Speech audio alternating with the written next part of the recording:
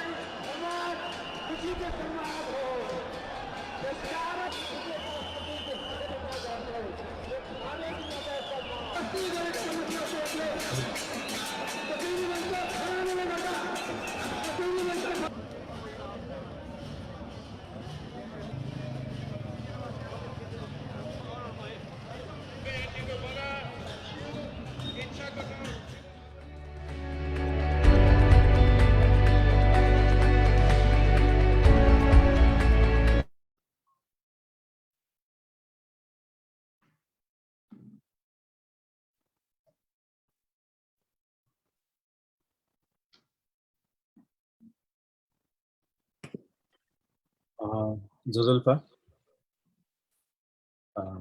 Losku tu saksidat hana thong yu chen jadu ale to chai Newah dabu belayat kacha WNO organization UK chapter kasale jetong WNO discussion series 1, the Indigenous movement in Nepal, past, present, future. So this event is going to be in English medium. We are kind of trying to reach out to as many youth Nepali friends worldwide through this discussion series. And today's topic is the Indigenous movement in Nepal, past, present, and future. Welcome everyone who has joined in Zoom. You are all selected guests from various different countries. We have here with us our main speaker, Professor David Gellner from Oxford University, who has spent many decades studying about religion, culture, society, and politics, and various important movements that has happened, that has taken place in Nepal, as well as South Asia. I welcome Professor Gellner, first of all. Also, with us, we have two of the main rapporteurs, or I would not say rapporteurs. They will be giving us some feedback and some complimentary talk or their feedback within today's discussion. Who will be Dr. Keshabman Shakya from Nepal. Welcome, Dr. Shakya. Namaste. And Mr. Malla Sundar from Nepal, who we know as one of the Newah followers. Welcome, Malla Sundar. So we can now start with a conversation with Dr. Gellner. We have 6 segments here today. After each segment, we'll have an opportunity to have question and answers with him shortly. But we'll have to cover all these different segments before we move on to the feedbacks in more detail. So firstly, Professor Gellner, this is also an opportunity for all of us to, who will probably never be able to be in your lecture in Oxford University, but still learn from you today about Indigenous movement in Nepal, Zoom meeting. Welcome again. And to start today's conversation, the first section we would like to talk about will be quite basics of the indigenous movement, so that we are all familiar with the important terminologies and terms that we need to understand in the rest of the discussion. So firstly, Dr. Gellner, I would like to ask you one very simple thing that I already wanted to know. You know, you took up studying about Nepalese society, its culture, religion, politics, much before any of us, or at least many, many of us. Is there anything different or special about the social structure of Nepal compared to other countries in the world? What would be your views on this? Gosh, well, first let me say thank you, and thanks for inviting, and thank you for so many old friends being here. It's a bit asking me to speak about indigeneity in Nepal in front of Malla, Sundar, Shakya, and Keshabman, Shakya, Balgopal, Shrestha is a bit like, you know, teaching your grandmother to suck eggs kind of thing. I mean, let me first put that out there. I mean, you know, I was learning from Malla Sundar, you know, when we were both much younger in the early 80s, and quoting him and so on. So, you know, you've got the authorities right there.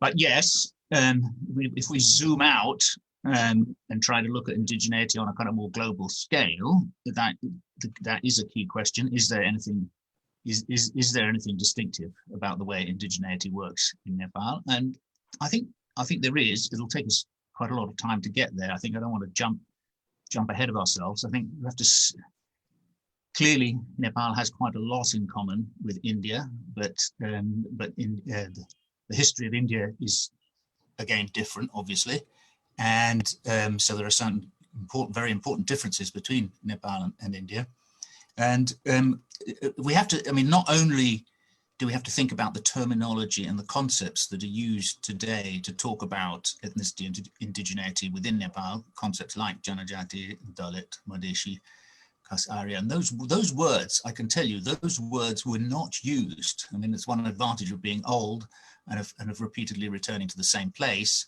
And those concepts did not exist. And they were not recognized by people. In the early 1980s, people did not use those words. And the history of those words, I'll say a little bit more about that in a minute, but the history of how those words came to be adopted and how they came to be accepted by the people they were supposed to be applied to, it's really important to understand that.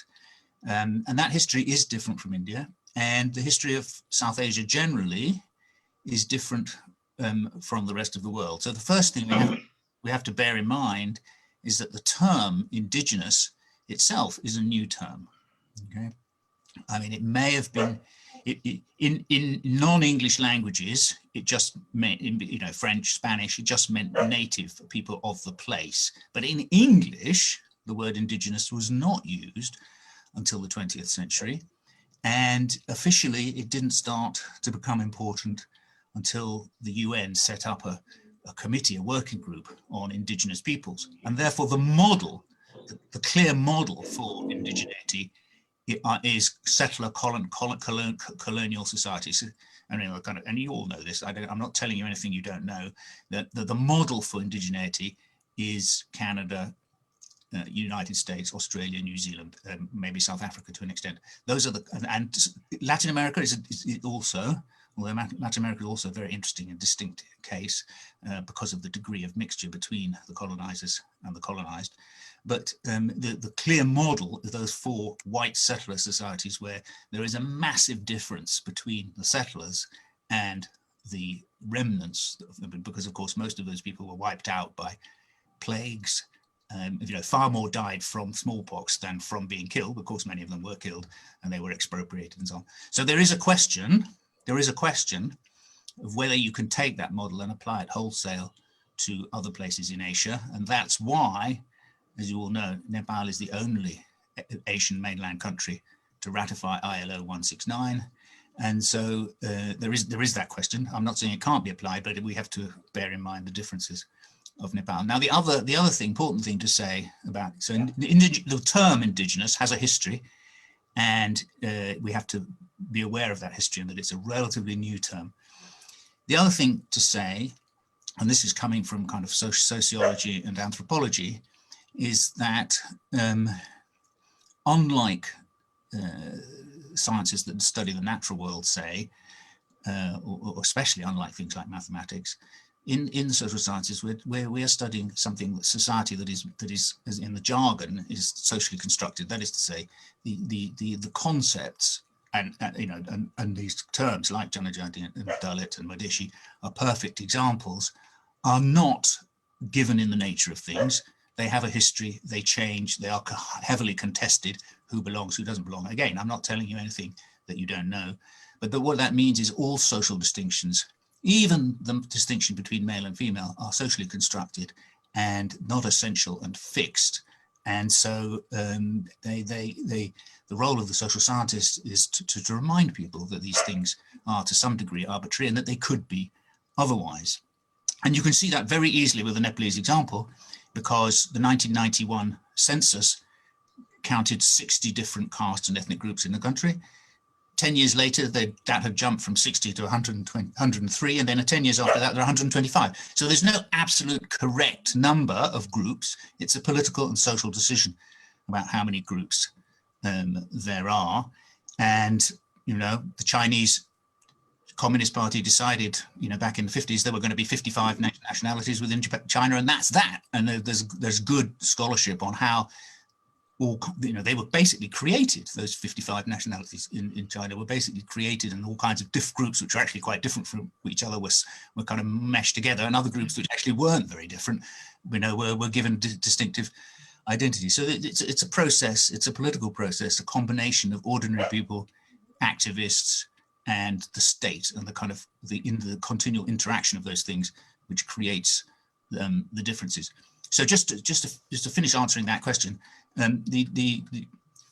what I personally have created this new term, macro category, for these groupings, Janajati, Dalit, Madhesi, and Khasaria, which didn't exist when I first came to study Nepal in the early 1980s. Janajati was the first to come. People started to talk about Janajati people in the late 1980s, and I think it was probably, people here will know better than me, it was probably Parshuram Tamang's brother who first introduced the term into the kind of the public discourse in the late 1980s. Dalit, again, now Dalit is a very interesting case. Dalit, again, has only been adopted in Nepal. Of course, it existed in India, and it was known, and of course, a few intellectuals in Nepal would have known about it, but it wasn't generally recognized and used in the political sphere before 1990. After 1990, it became very quickly very recognized. And I've systematically asked taxi drivers. Various people have made fun of me for my method of asking taxi drivers, but I think actually talking to taxi drivers does give you a good cross-section of working class Kathmandu-based Nepalis. They all understand immediately. They know what the word Dalit means. Dalit, because it corresponds to a very strong pre-existing social grouping within, traditional grouping within Nepal. People understand absolutely what Dalit means. They know who it applies to and so on. Janajati is a bit different. Only about half people really know what Janajati is supposed to apply to. You may be surprised about that, because the very fact that you're present in this meeting shows that, you're familiar with political discourse in Nepal. So you may be surprised that many of your co-nationals do not actually have a very sharp idea of what the word Janajati means. About half of them do, but about half of them just think it means Jati, or sometimes they think it means Tula Jati and so on. And Madhesi, again, as you know, is although of course the word exists and people did use it before, it in its current political meaning, again, is very new, and since the 1990s, and it's the most contested, most, in its core meaning, it only covers about 15% of the population. But, of course, as you well know, some Madhesi politicians want to say more than 50% of Nepalis are Madhesis, because more than 50% of the population lives in the Terai, and so on. And finally, and this is not surprising, and this is absolutely fits with the kind of process that you see in other parts of the world, the term Khasaria was the last of the macro categories to come into existence and to start be applied in general use. Why? Because the dominant doesn't need to name itself the dominant group. It's just like, studies of whiteness in the USA came last after all the studies of blackness and of ethnic groups and so on. So it's not a surprise that Kas Arya is was the last of the terms to catch on and start to be used. Now, not everybody, if we're talking about the politics of indigeneity, not everybody has an equal chance of plugging into that international and legal framework of indigenousness. Clearly, Janajatis have the highest chance, and Dalits have a very low chance because they're very spread out. They're not identified with a particular territory. So it's not, indigeneity is not something that is equal for everybody. And of course, that's the whole point of it. Once everybody is indigenous, then the power of the category from a political point of view is weakened. Okay, well, let that stand for, there's lots more that could be said, but let that stand as an introduction. Thank you. You already pointed out actually wanted to talk about, but just to start with and to help with those uninitiated, like friends who are trying to get into this, learning of indigenous movement, could you please, like very technically, as far as possible, more technically, or could you please let us help us kind of define the word Janajati itself, Newah and Dalits and Madesi, because like what I was getting confused when I actually started learning about it was, 10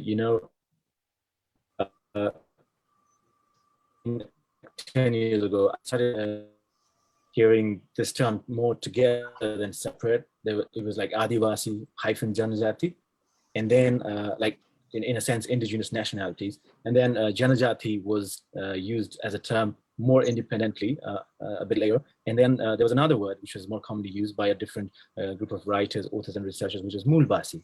And then like the existing confusion was getting greater and greater in terms of, in the process of trying to learn these. So if you could please help us define Janajati, Newah, Dalit, and Madesi.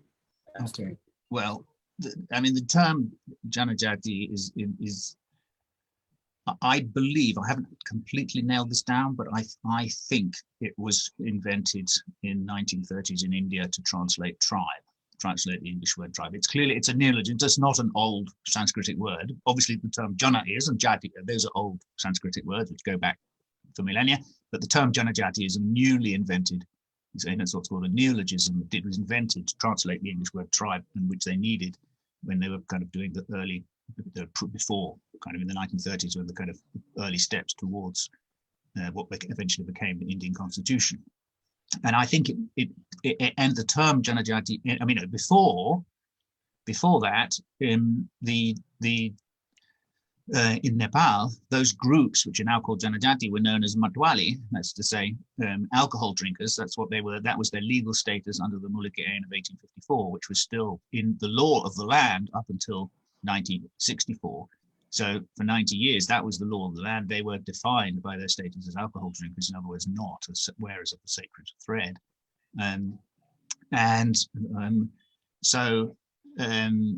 Janajati, so they were, in English, they were known as hill tribes or tribes, and clearly that you needed something more up to date.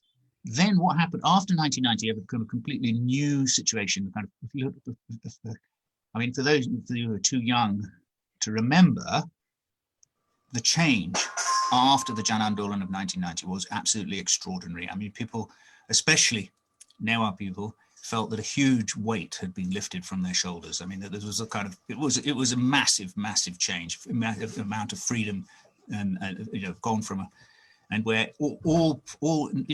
basically all political expression of opposition had to be done underground. There were of course, being Kathmandu, there was a famous, Padmaratna Tuladu, and people managed to kind of have resistance. But it's just like trying to think, young people trying to imagine what the world was like before the internet. You have to try and think your way back to a time when cassette tapes were smuggled from hand to hand, people listening to the speeches of Padmaratnans on. It was a very different world.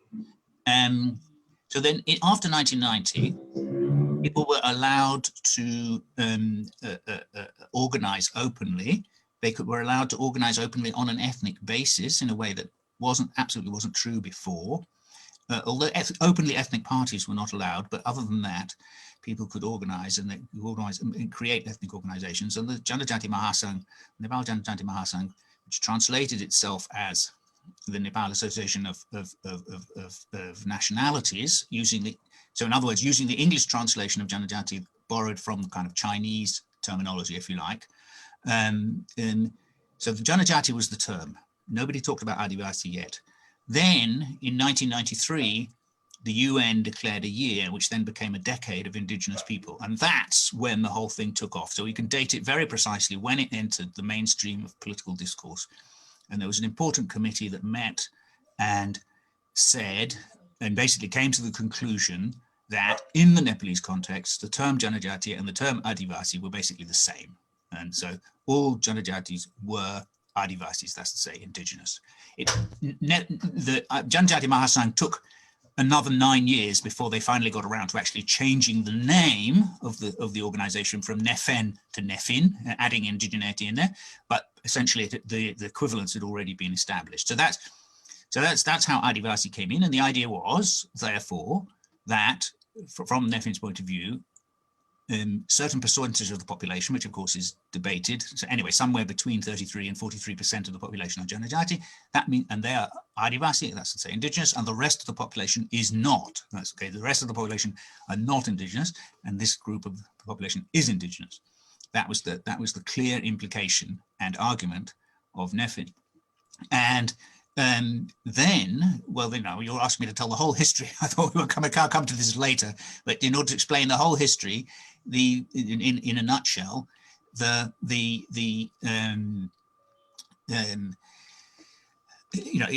of this would have come into the actual kind of construction of the constitution if it hadn't been for the rise of the Maoists. So we can't separate the history of the indigenous movement in Nepal from the history of the kind of political developments in Nepal. And the Maoists, had reached a certain level of success, but they were casting around for how to get to the next level. And basically they decided that in incorporating the indigeneity angle and creating alternative governments largely based on indigenous areas was the way forward. And that it's thanks to the Maoists, I think, I'm highly simplifying, and no doubt, and several of the people present here were kind of key actors in this whole process, and we'll know how crude a summary this is, but it was the Maoists who pushed that right up the agenda, and they pushed through. They won the election in 2008, and they already by 2007. The ILO 169 had been signed. Of course, they then lost the subsequent election. And it's basically, but I think my analysis anyway, is that it's because of the ethnicity issue that the Maoists lost the subsequent election in 2012. That's the first Constituent Assembly collapsed, because essentially because they lost the Khas Arya vote, and therefore the UML and Congress came in between them having a big majority, and the Maoists reduced to the third party. And at that point, the indigeneity agenda slipped right back down. The kind of became much less of a priority, and Krishna Hachhethu, who's just joined the call, will be able to tell us much better than me because he was part of that whole process and he knows how it went. But we then got the provinces that we now currently have. Well, 6 and 7 were not split yet, but essentially the idea of having ethnic majority, and even the name. I was always in favor of having kind of an ethnic name. I thought, that's all that people are asking for. Just give people the name. Give them the name. We're not asking for we're not asking for prior rights. We're not asking for anything else. We're not asking for first class and second class citizens. All we're asking is the historic name be recognized. That's it. It's a purely symbolic measure. But even that was a step too far for the vast majority of Khas Arya voters. And clearly they just felt it was the thin end of the wedge. and would lead to massive concessions, and eventually it would lead to some kind of strong ethnic federalism that would discriminate against them. And so that's all now history. So and it was during that the fights, the incredible, the kind of, and one of the very interesting things you may have noticed, it's an interesting fact, but I think it is relevant. It's a small fact, but it's relevant. You may have noticed that there are ethnic organizations for every single group. Every caste in the whole country has its own ethnic organization, except for Brahmins. Okay, and the Bauns didn't organize, and in fact in the diaspora, the Bauns are the one group which do not have any. There's no, UK Baun Samaj. It just doesn't exist. And it wouldn't have existed in Nepal either if it hadn't been for the success of the indigenous movement, and the kind of people thought that first Constituent Assembly was going to produce an 11 province federal system with ethnic names, and that's when the Baun Samaj Nepal kind of came up and became very powerful. And then there was the kind of joint struggle committee, which brought together all the Kasaria groups, and they've surrounded the Constituent Assembly, and basically the Speaker of the House disappeared for the entire day, and the Constituent Assembly collapsed, and then we had an interim government headed by the Chief Justice, etc., as the history that you all know. So. So that's the kind of key point, I suppose. That during that time, during that run up to the collapse of the first Constituent Assembly in 2012, that the term Mulvasi as an alternative to Adivasi came up, and they were claiming. I mean, I think within a week, the Joint Struggle Committee of the Kasarias went to see Baburam Bhattarai as Prime Minister and insisted that they too were Adivasis, and then within another week, Neffin went to see him, and he reversed that decision. So he was kind of flip-flopping on the decision, and that's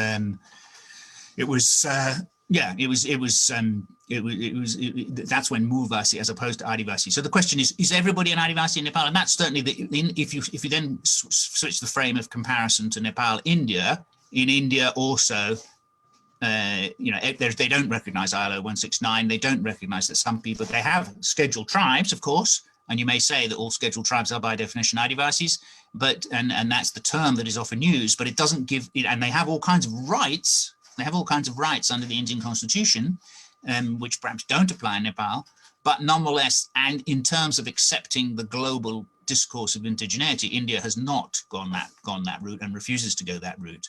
So they basically push the line that everybody is a Mulvasi in India, and that's the line that many people obviously would like to take in Nepal also. So that deals with Mulvasi, Adivasi. So Kasari, as I said in my earlier remarks, I mean, that is just the part of that movement in 2012 was for Baun Chetris to be accepted as a group and not just to be put under other. That was the great slogan. The great slogan of the Baun Chetris was, we've been denied identity and we've been put under other. Hamro Paitan, Bhishka, Garisakyo, and we've been put under other. And so that was the great slogan. That's what mobilized all these people, and that's how they got the got everyone going, and that's how then they had to have a label, and no Kas Arya Kas for the Chetris, Arya for the Bauns, a label that nobody had ever used before and which doesn't trip off the tongue. And I haven't done any systematic investigations as to how many people actually recognize what it means and whether it applies, and that will be very interesting to find out whether ordinary Nepalis actually recognize this term or not. And Madhesi, do you really want me to go into Madhesi? I mean, there are so many complications about who is and who is not a Madhesi. Are Tarayan Muslims Madheshis or not? It's the Madheshi is the most of, all these terms are contested. All of these terms have marginal cases. Everybody argues about what percentages falls under each heading, but Madheshi is by far the most contested and the most fluid. Or literally just means someone who lives in Madhya Pradesh. In other words, it's a Tarai. So, you could say everyone who lives in the Tarai is a Madheshi, but clearly not. And people who migrated from the Madhesh to Kathmandu, are still labeled as Madheshi. So it's become, having been a geographic term, it has become an ethnic term. Yeah, I guess we can approach the other peripheral terminologies of this discussion again in a later segment. But it definitely makes more sense now that it is just not the students of indigenous movement in Nepal who are more confused, but historically the terms being used was kind of challenged, you know, the meaning itself, and as you highlighted. Let me, can I just share one slide? Because that sure, I can. I need to. If you have to enable me to do that, and I think that might help. For Yes. I know that some people in this audience know everything I've said already is completely banal to them, and they know it all backwards already. But for those who don't, it might help if I. Yeah, please go ahead and share, man. Okay, let me see if I can share this screen.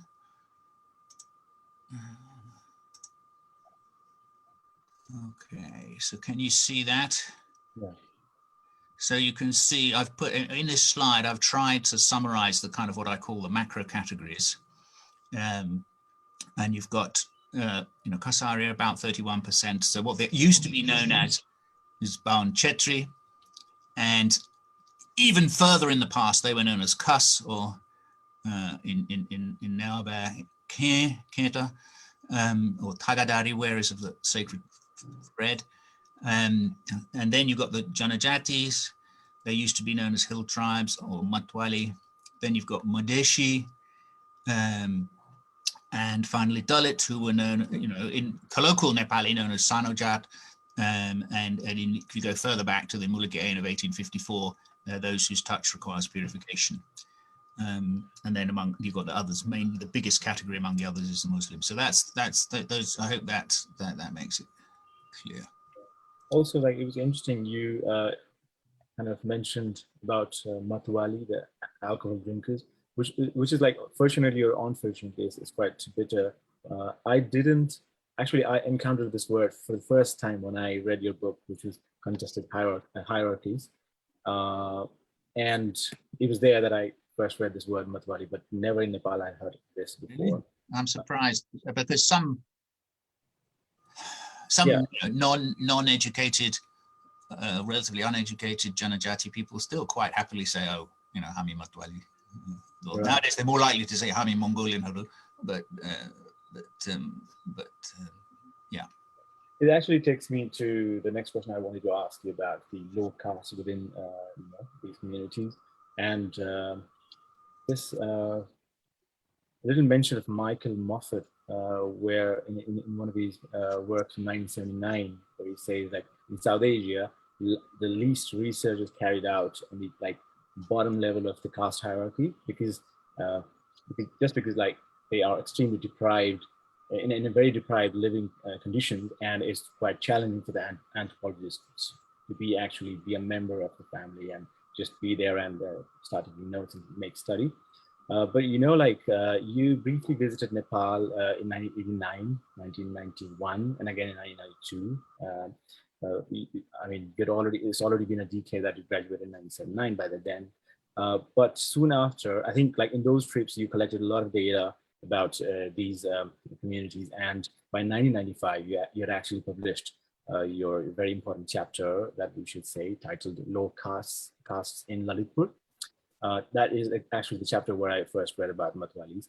And then it made you perhaps the first researcher who among all the foreigners and Nepalese researchers to be carrying out research about low caste Newahs. And my question here is actually like, what was your experience then? Like when we're talking about early 90s, what was your experience of, you know, being you know, staying with them, the Newah low caste 3 decades ago, and how it is now in your observation? Yeah, well, we've got already into the, you know, the heart of the matter. You know, do Newahs have caste, and do Newahs have Dalits? I mean, and as you know, that's a highly controversial matter. You know, there are well-known and highly respected Newah intellectual leaders who deny that caste Newahs have anything to do with caste, and insofar as Newahs have something to do with caste, it's purely, you know, very recent, and it was just imposed by Hindu rulers. You know, I'm afraid as a, you know, as a scholar, and one can't go along with that. I mean, you know, you know, how far back does it have to go? You know, we know, you know, people say it was Shrestha Malla who imposed it, but we're pretty sure that, you know, there were caste-like, you know, caste-like groupings already before him. And there's plenty of kind of stray evidence in the historical records. And so it's not so easy to sort of say Newas don't have caste. And that's, of course, one of the reasons why it's controversial. I mean, there are several reasons. And Newas are very paradoxical. Should they really be included in the list of Janajatis or not? You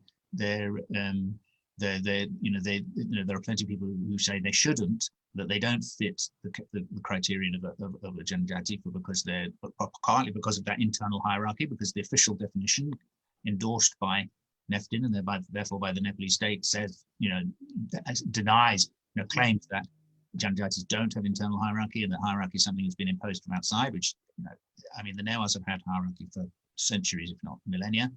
And you know, these particular groups, the Kargi, the Diola, Kapali, you know, they've been persuaded not to go for the Dalit label and to come under Newas instead, and you know, therefore they're depriving themselves of certain advantages in that way. They're removing themselves from certain kind of recognition. So you could argue, and some people do think, that they're missing a trick there and that it's a mistake. So yeah, caste definitely has existed among the Newas, and you know, anybody who's of my generation knows full well that there were plenty of casteist behaviors and feelings, and there still are, as we've seen, and we're going to come to that in the second half of this, I think.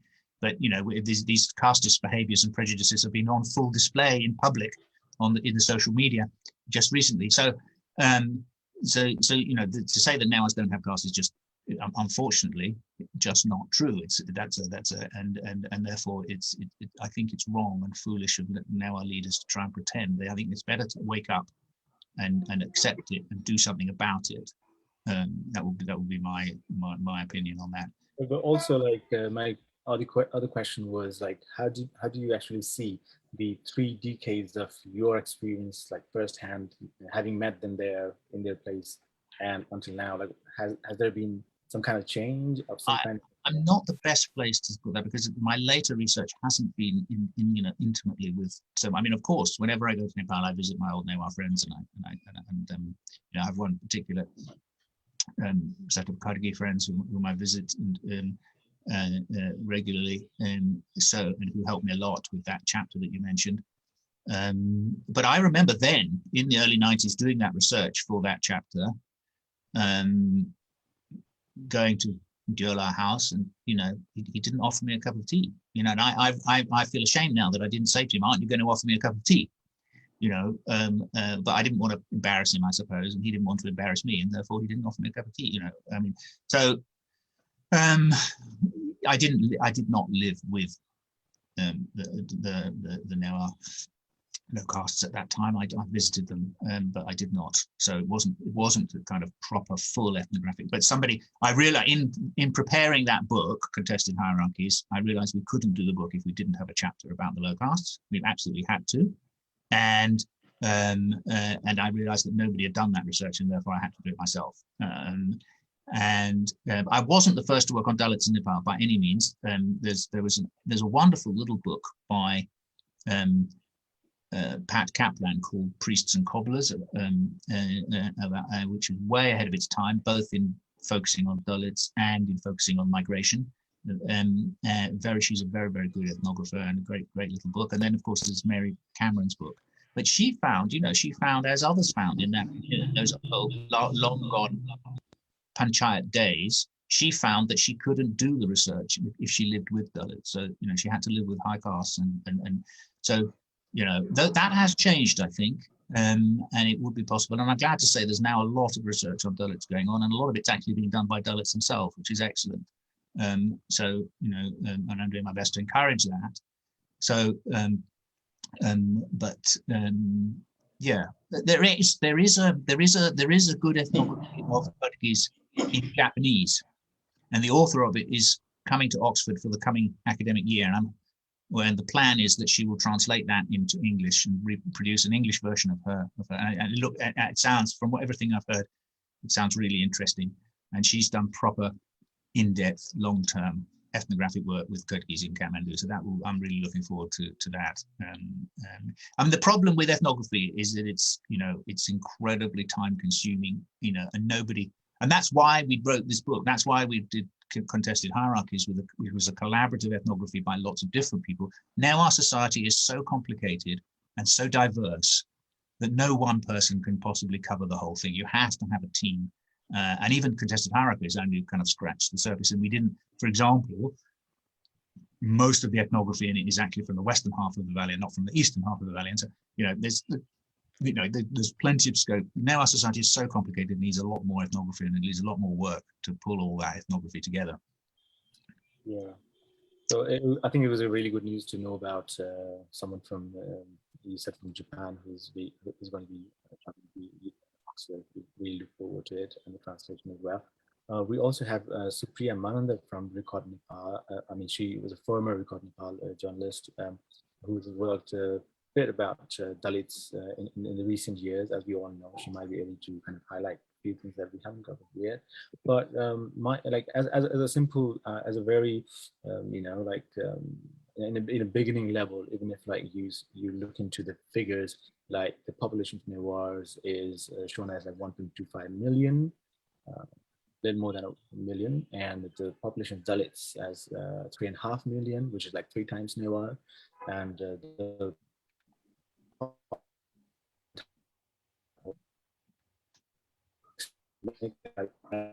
7 times Dalit.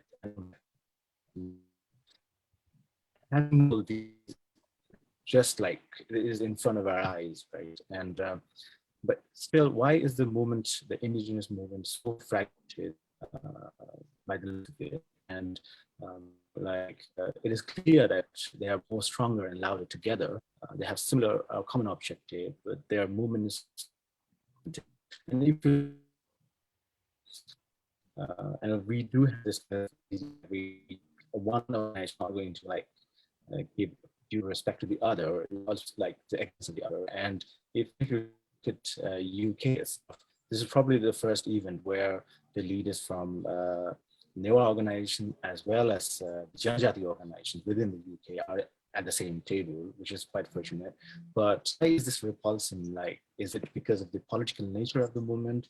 Why do most of the Newahs are not even ready to accept themselves as Janajatis? Why is the whole movement so fragmented? Why are they not as much together as we would like to see them? Sorry, Sanyukta, I don't know if it's my Wi-Fi or yours, but I didn't get all of the question. I think I got the bit at the end.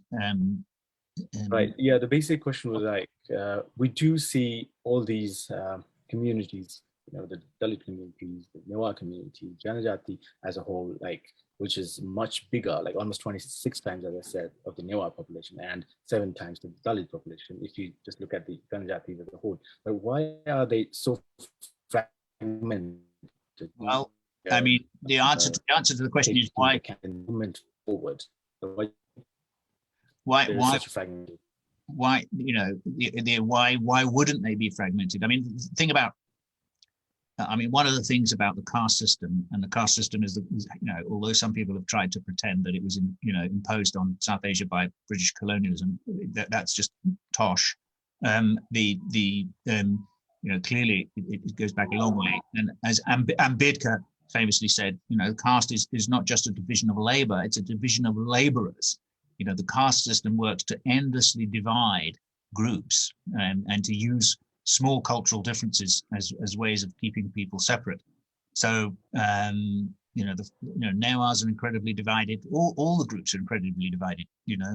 Even as it's famously the Rais have as many more languages than people, and the Gurungs can't agree on which is their main language. They're at each other's throats over that and over into other internal divisions. Every group is divided. And so internally, and there's no single criterion that draws everybody together. So it's not surprising, the divisions and differences are not surprising. What is surprising is when people come together, and what actually, what needs to be explained is how is it possible for everyone to come together in one big movement, as we know, that sometimes happens, but mostly it doesn't. If we had the secret of that, and we knew exactly what caused how that unity was possible, and we could bottle it and sell it, we'd all be rich. So it's difficult to specify under what conditions exactly. But we saw with the Guti protests, for example, that sometimes these things can be mobilized. Anyway, I think we should, we've got so many people around here who've got, I must have said plenty of things. I must have said plenty of things that they disagree either slightly with or very strongly with. And so I think we should take some questions and turn this into a conversation, a kind of dialogue between everybody rather than just me.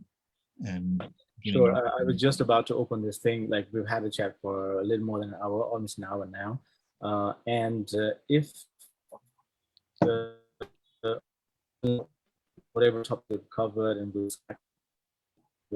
if anyone from the audience had any important questions to ask, relevant questions to ask, you're welcome. If you could, but will you before your question, make it quite precise as well.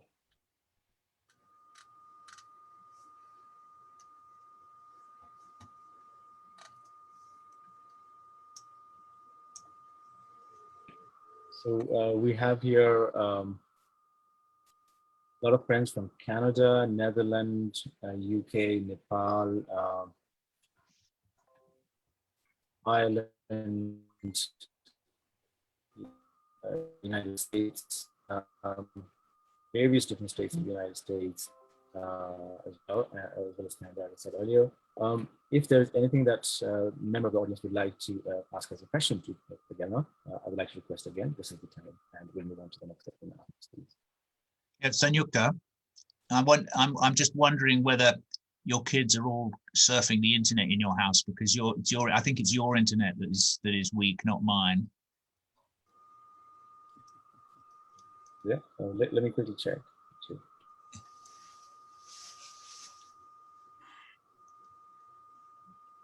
David J. May I ask you one question? Yes, of course. Go ahead.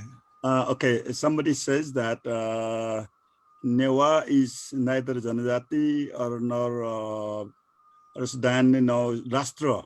As a nation, it is a bit more than the Janajati. It is a Rashtra. Somebody says it is like that.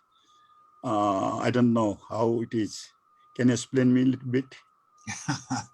Well, that's what I was alluding to in my remarks about whether about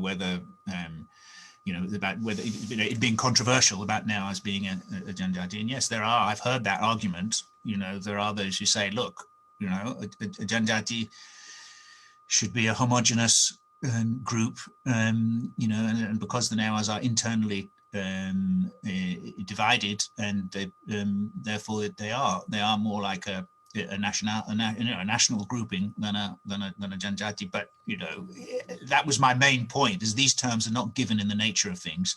They are, what counts as whether X counts as Y is not something you can decide by simply looking. Ultimately it's a political decision, and it's a consequence of negotiations. And the fact is, according to the law of Nepal, Newahs are a Janajati. Now, yes, people can say you can point out all the contradictions there, the paradoxes, that they're not oppressed, and that the Newahs have a higher HDI than any other group in the country. Therefore, they're richest. They've got the most advantages. They're in the capital. And Janajati should be reserved for the term Janajati should be reserved for groups of people who are positively disadvantaged and marginalized, and the Newahs are not marginalized, and therefore they shouldn't be a Janajati. And that's a perfectly respectable argument. But the fact is, as of now, they are part of that list. So, what counts is the question. And then there isn't, God is not going to tell you, and I'm afraid nor is a social scientist from Oxford going to tell you what the right answer is. It's a matter of public debate and it has to, the resolution has to come out of public debate. Right. If we do not have any other question for this segment, we can move on to the next, and there will be again opportunity for further question answering in the next segment as well. So we are almost like entering the core, the crux of the matter. And one earlier segment, I think Professor Gellner himself, you kind of used the adjective a very successful movement. You've led the indigenous movement as one of the successful movements in Nepal, which is interesting because we always, I've heard this from not just you, but from many other authors and researchers as well, but we are still struggling for the constitutional, the kind of rights they are struggling for. I just remember like back in 2006, Dr. Pratik Wanta, who's also here with us today, his paper titled The Growth of Adivasi Janajati Movement in Nepal After the 1990. That was the title of the paper. And the paper itself started with a line, which was like, the movement is a very successful, the Adivasi Janajati movement of the 90s is the most successful in the history of Nepal in terms of movements. And which is interesting. How do you actually and why would you qualify, this indigenous movement in Nepal as a successful one? You're asking, was it successful? I mean, in terms of its maximum program, it was not successful. Clearly,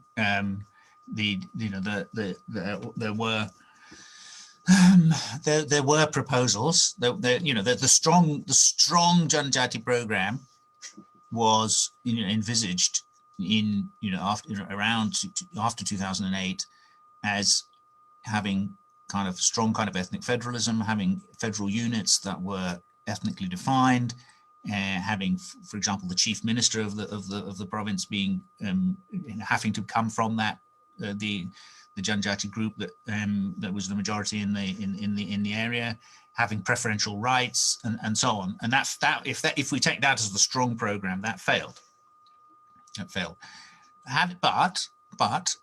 But in terms of pushing the marginalization agenda, and in terms of getting reservations, which didn't exist before the 2000s, and also in getting government recognition of the fact that some Janajatis are much more disadvantaged than others, and that's a point, by the way, where I think India could actually learn from Nepal.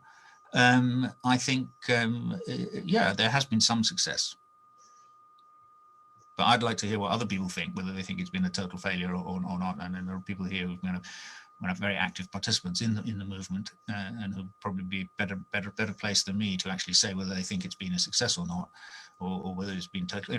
Clearly, from the point of view of now, maybe Newah activism has been less of a success simply because of all the huge changes that we've seen in Kathmandu and so on. But that's again a slightly different question.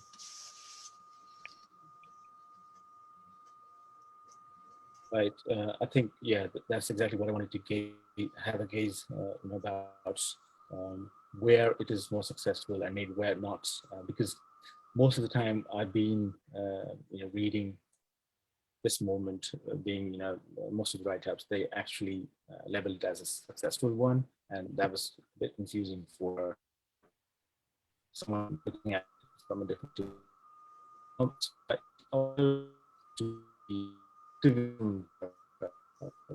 this year.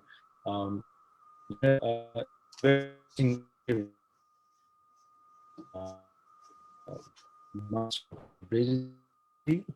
how activists reconstructed Nepali society, and you've actually forwarded a very good example of Dr. Maheshman, who's also with us here today, to illustrate basically how, for him, for example, the two forms of activism as a Buddhist and as Janajati are being complementary, and that was a very inspiring example as well. He'll probably be able to add more to it in the question answer section or later as well. But is it just a rare is it a rare example? Did you want to reflect this as a kind of a suggestive measure, or but not everyone has the same insight, right? As Dr. Shakya has, probably not everyone is as strongly committed to this balancing and complementary kind of notion that he has. What was your main purpose of actually, taking this research forward and letting your readers know about this very interesting chapter? You're talking about the Masters of Hybridity article. Yes. Yeah. Well, where did it all come from? I mean, if I can be sort of autobiographical for a minute. Yeah, I mean, well, two things happened. But first of all, once I got my doctorate, once I published these couple of books, every time when I revisited Kathmandu, I found myself, and I would sort of go along to some kind of meeting or other, and I would try and sit at the back with my notebook quietly, to take notes. I found that was impossible. People would say, no, you've got to come and sit on the dais. You've got to make a speech. You've got to. So I was kind of adopted, as it were, by the activists, and also being able to give a speech in Newah. However, it doesn't matter how bad it is. If you're a foreigner able to give even a half-assed speech in Newah, it doesn't matter, because it's wonderful, because you're a foreigner, and it's a demonstration to the younger generation. So you end up getting lots of invitations. So at that point I thought, okay, let's make a virtue out of a necessity. Since this is happening to me anyway, let's study this phenomenon. So I started applying for grants to study activism. So that's the first thing that happened. The second thing was that I met Dr. Keshabman, and that was serendipity, in the sense that his younger brother, Bhikshu Sugandha, had come to study for a PhD with me in at that time I was teaching at Brunel University. So through him, I met Dr. Keshabman. And Dr. Keshabman took me on a trip. I don't know if he remembers this or not, but we went, hang on a second. This would have been in January 2003, I think. We went to Lumjung. He was working for Swiss Development Aid at the time, and we went in the Swiss Development Jeep to Bishi Sahar, and we went up to a village called Gampokra, which I'd actually visited because one of my oldest friend in Nepal, Naresh Gurung, comes from there. So I'd actually been there a couple of times before. And we spent the day walking around the village with the local motivator, who was establishing savings groups and so on among the women. So I was deeply, deeply impressed by Keshabman's skill as a development worker. But I also knew, we'd become friends by that time, that actually his passion was rather more than development, was actually for establishing, the kind of Newah movement throughout the country. So little unknown to his employers, who were sending him to pretty much all 75 districts of Nepal, while his day job was in development, but actually at the same time, simultaneously, he was establishing the Newah Dedabu throughout the country. And he wasn't alone. There were others who were doing exactly the same. Around that time, I also got to know Rajbhai Jakami, and I think there were several others. So I was very, very impressed by this combination of development expertise and commitment to the Janjati cause, and specifically the Newah Andolan. And I thought this was something interesting, and this was something that deserved to be understood. And so that's how I kind of got into sort of studying activists, and how that article is simply about how activists have actually changed Nepal. They have, they've created the categories, the kind of the macro categories that I was talking about earlier, through which Nepalis now understand their own society. And they've created the legal framework. They've done the work that has created the legal framework, which now governs Nepal. Now, these issues may be on the retreat right now, but they have nonetheless changed Nepali society forever through their work. So in that sense, it has been successful. Right. I've had I actually have some messages from Mr. Janga Sunwar. If you would like to place any questions, did you have problems unmuting yourself, by the way? Yeah, you can. No, I'm okay. Sure. I'm okay, thank you. Did you want to add anything to this, Mr. Sunwar? No, actually, I'm here to just listen to Professor David Gellner about the indigenous movement in Nepal. I just like to listen to him.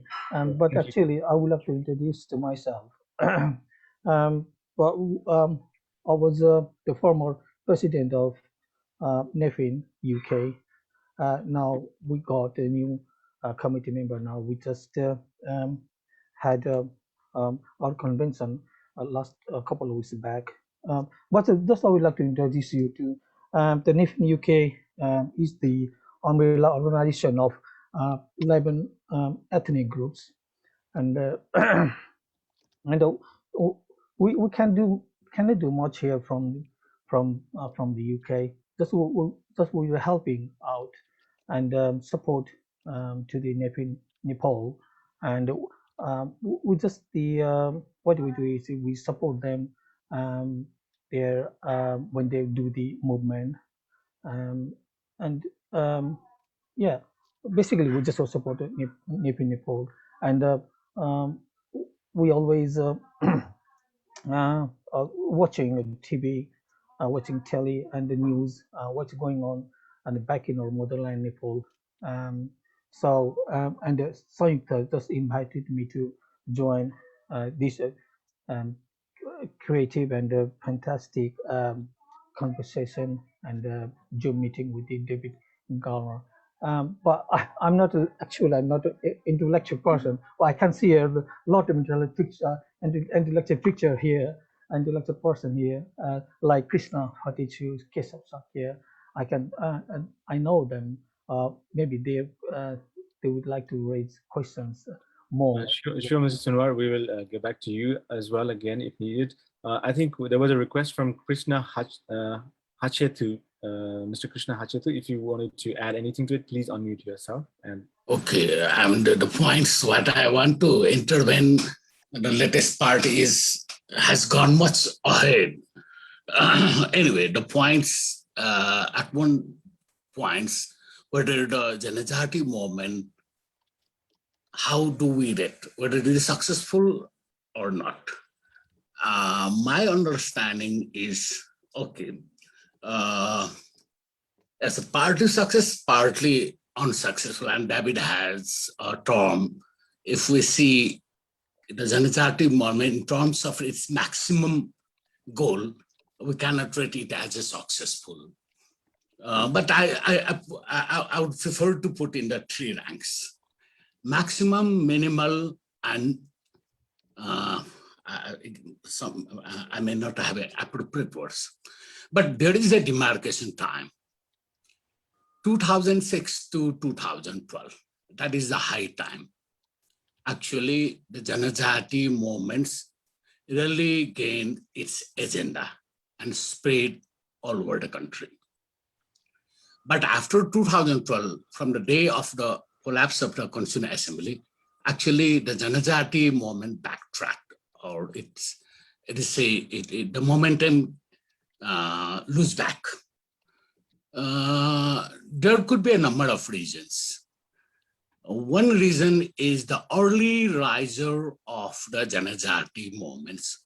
Most of them are co-opted by the state or the mainstream political parties.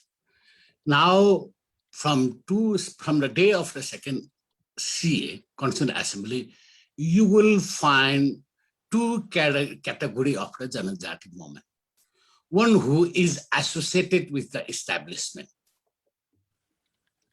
either for the party or submitting to the state, co-op strategy. The number of them, I should say the early riser, most of them has substantially give up the agenda. Most of them are primarily over the time motivated with their personal interest, security, and incentive. there are but a few people I see they are working one way or other. So I should say there are all as people with identity moments tie up with the establishment, and people with identity moment you can put in the broader bracket of the dissenter or rebellion. Number of the dissenter and rebellion who are on the front of the identity moment, at this stage they are weak. But the long future, the hope is there. Agenda is very, justifiable. So I'm not sure where we go ahead after a couple of years. Till the date, we have, as an academics, we have to make a very objective judgment. From the day of the second CA election and subsequent election, the moment is in slack. That is the point that when David was responding to your questions, referring the Pratyush article, maybe the Pratyush article was very much overwhelmed by the date and time. And you can, if you want to long draw, it could be say from since 1919. The most particularly, it is a time from the 2006 to 2012. So people may disagree, and to say very frankly, now I don't have that much trust to the early writers. They have their own contribution to make the agenda at ground level, and the early risers have their own contribution to give a board of the agenda, but they have rapidly losing the influence because of their tendency to cooperate with the establishment. Thank you, Dr. Hachhethu. That was a really good complimentary remarks in our attempt to understand the situation here. I would like to request if Pratyush Wantaju, he would like to add anything. I've just requested you to unmute yourself, and if you are available and are willing, please feel free to add any comments to this segment. Thank you, Sanyukta. I don't remember using the word successful in my article, which you refer to 2006. If you're in the first line of that article, I remember using the word influential, but not successful, because in a way, successful would require a value judgment, and I don't think I was doing that in that article. From today's vantage point, I think to ask whether these movements in Nepal have been successful or not is a rather silly question. I mean, unless you define the platform from which you are actually doing that evaluation as a judgment, you can hardly offer a plausible or a sensible answer. I mean, let's just take the Newah case, and people in the group who are present, I've had several conversations with them over the last 25 years. And from a knowledge producer's point of view, the Newah situation today is quite dismal, right? So if you think that Newahs being included in the Janjati category was a political calculation, which is what I wrote about in that article, then you would expect some kind of a renaissance of knowledge production activities from within the community. But if you look at what is being done at the Nepal Bhasa Central Department within Tribhuvan University, and the life of organizations outside, you can hardly say that there is a significant renaissance. The kinds of investment needed into these institutions from within the community, forget the state for now, from within the community, we haven't seen much evidence of that in the last 25 years, 30 years. So unless you define from which perspective or from which platform you are actually going to do these evaluations, it doesn't really make much sense to ask the question whether they are successful or not. And for a very rich community like the Newah community, to have not figured out the institutional mechanisms through which these cultural and / research elements could be re-energized in all these years of post-Panchayat, that's a real tragedy. Let me just say that much for now. Thank you, Dr. Wanta. It was really nice to have you here, and thank you for clarifying many things that we're trying to learn here. And we've always learned from you, and I'm sure we'll continue to do that. I would now move on to Mr. Praveen Shakya, who's raised his hand, and then we'll go for Supriya Mananda if she can be ready until then. Praveen Shakya, do I need to unmute you? Or yeah, okay. No, I can do it myself. Yeah, thank you. Sanyukta, thank you very much for inviting me to this wonderful, and all the other participants who have been sharing so much information, rich information. Just a quick observation and also a quick question to Dr. Gellner. No, I mean, first, I mean, by myself, I've been like, I'm quite new to the movement. I've only been, unlike most of the participants, I've only been engaged in indigenous rights and human rights movement of Nepal for the last decade or a little more than a decade. So I mean, my observations might not be on point as you all have with the experience that you all have, but as Dr. Gellner has and others also have said, the indigenous movement in Nepal have had their achievements, or the indigenous movement in Nepal has had its finding periods, with these different democratic openings or political changes in the country. But from what I observe personally, I would also say is different political changes have also been the moments whereby the indigenous movements have been shrunk or have been shrunk, by these political players. Given my experience of a little study of indigenous movements in other countries, whereby these movements have basically been built by the indigenous peoples themselves, and particularly the traditional institutions or indigenous people's own institutions, let's particularly in taking the examples of countries in Latin America, whereby the indigenous movement built on their own grounds and through their own traditional institutions have been able to influence the political parties or the political agenda of the country. I think in Nepal, most of the times indigenous agenda have been shaped according to the political changes or the political agenda.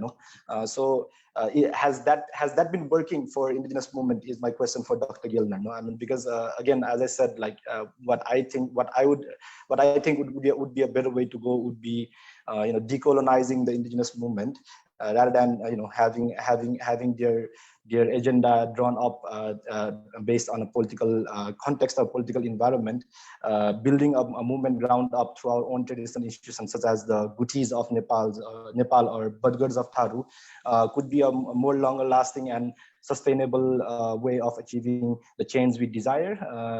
Because as we all know, Nepal is considered a successful or an exemplary country in terms of recognizing indigenous peoples or their rights. I would say we recognize the state recognizes indigenous peoples, but not their rights. So, change in 2007, Nepal ratified ILO Convention 169 on the Indigenous and Tribal Peoples Convention, but more than a decade passed. It's already been 14 years. The government still doesn't have an action plan on how it will implement the Convention 169.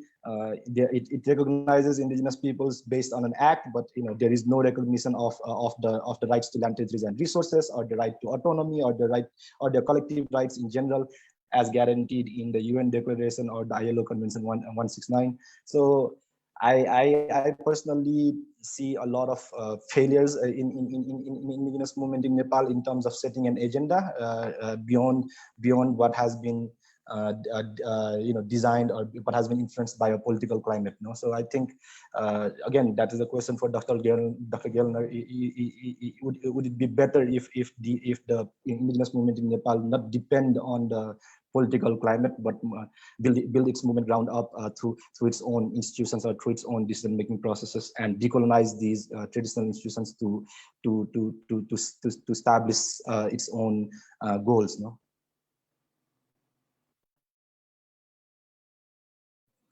Thank you. Shall I respond to that, Sanyukta? Yes, please. Yeah. Yeah, well, I think that's there's a lot to be said for what Praveen just said. I mean, that is I suppose the critique of the indigenous kind of Janjati movement in Nepal would be that the leaders are largely urban based, that they're looking internationally, they're involved in kind of they fly off to seminars in Bangkok and if or even Geneva, but they're not building a kind of local base. They're not really involved at the village level with people, and then village people's perceptions and identities and identifications haven't really changed as a result of that movement, and therefore there's the lack of unity that people were talking about earlier. So I think that's probably right, and there's been a lot of what Krishna Hachhethu was talking about, a lot of co-optation of leaders as well by political parties. So I think all of that is correct. I'm not quite sure what decolonizing the indigenous movement would quite mean in a context of a country that was never properly colonized itself, so I'd like to hear more about that, but I'm not quite sure. I mean, the term decolonization is all, in a more ideological rather than a kind of political sense, is very much all the rage, but it's often quite unclear what it means or what is supposed to be, how that's supposed to be done. But I don't think there's any, I don't think there's any way. There's no way in which the Janjati movement can cut itself off from international links and the kind of UN system. That has to go that route. I don't. So if that's what decolonization means, I think that is a one dead end. Thank you, Professor Gellner. I think we'll move on to Supriya Manandar, who also raised her hand earlier. Supriya, are you with us now? Yes, I am. Sure. Okay, I'll ask my question. Thank you very much, Sanyukta. Very quickly, in the very beginning, I just want to clarify, Sanyukta's description of me earlier was, I feel like, a bit of an exaggeration.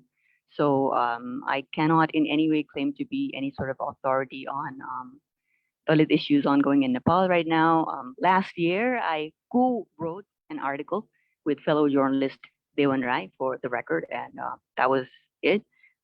So I just wanted to clarify that. So, okay, I'll move on to my question. I had a lot going through my mind, so let me try to unpack that as I look through my notes. Regarding the success of the indigenous movement in Nepal, is it a success or not? I also wouldn't be able to say. However, one thing I do want to mention is considering my own personal circumstances. So I was born in a family where my parents are, the rest of my family did not teach me Nepal Bhasa growing up. Like, that was not the language that was used to speak to me. Whatever I gleaned regarding Newah society, I guess in a way it comes from somewhat lived experiences or just my own critical analysis of things that happened around me, and not because I was explicitly inducted into any kind of Newah political consciousness. So the fact that someone like me is today invested in this idea of the Newah movement, that I am doing study on my own independently, the fact that I am able to garner this kind of motivation, I allude this to the fact that there was all of this public discourse happening in like this 2011, 2013, 14 era.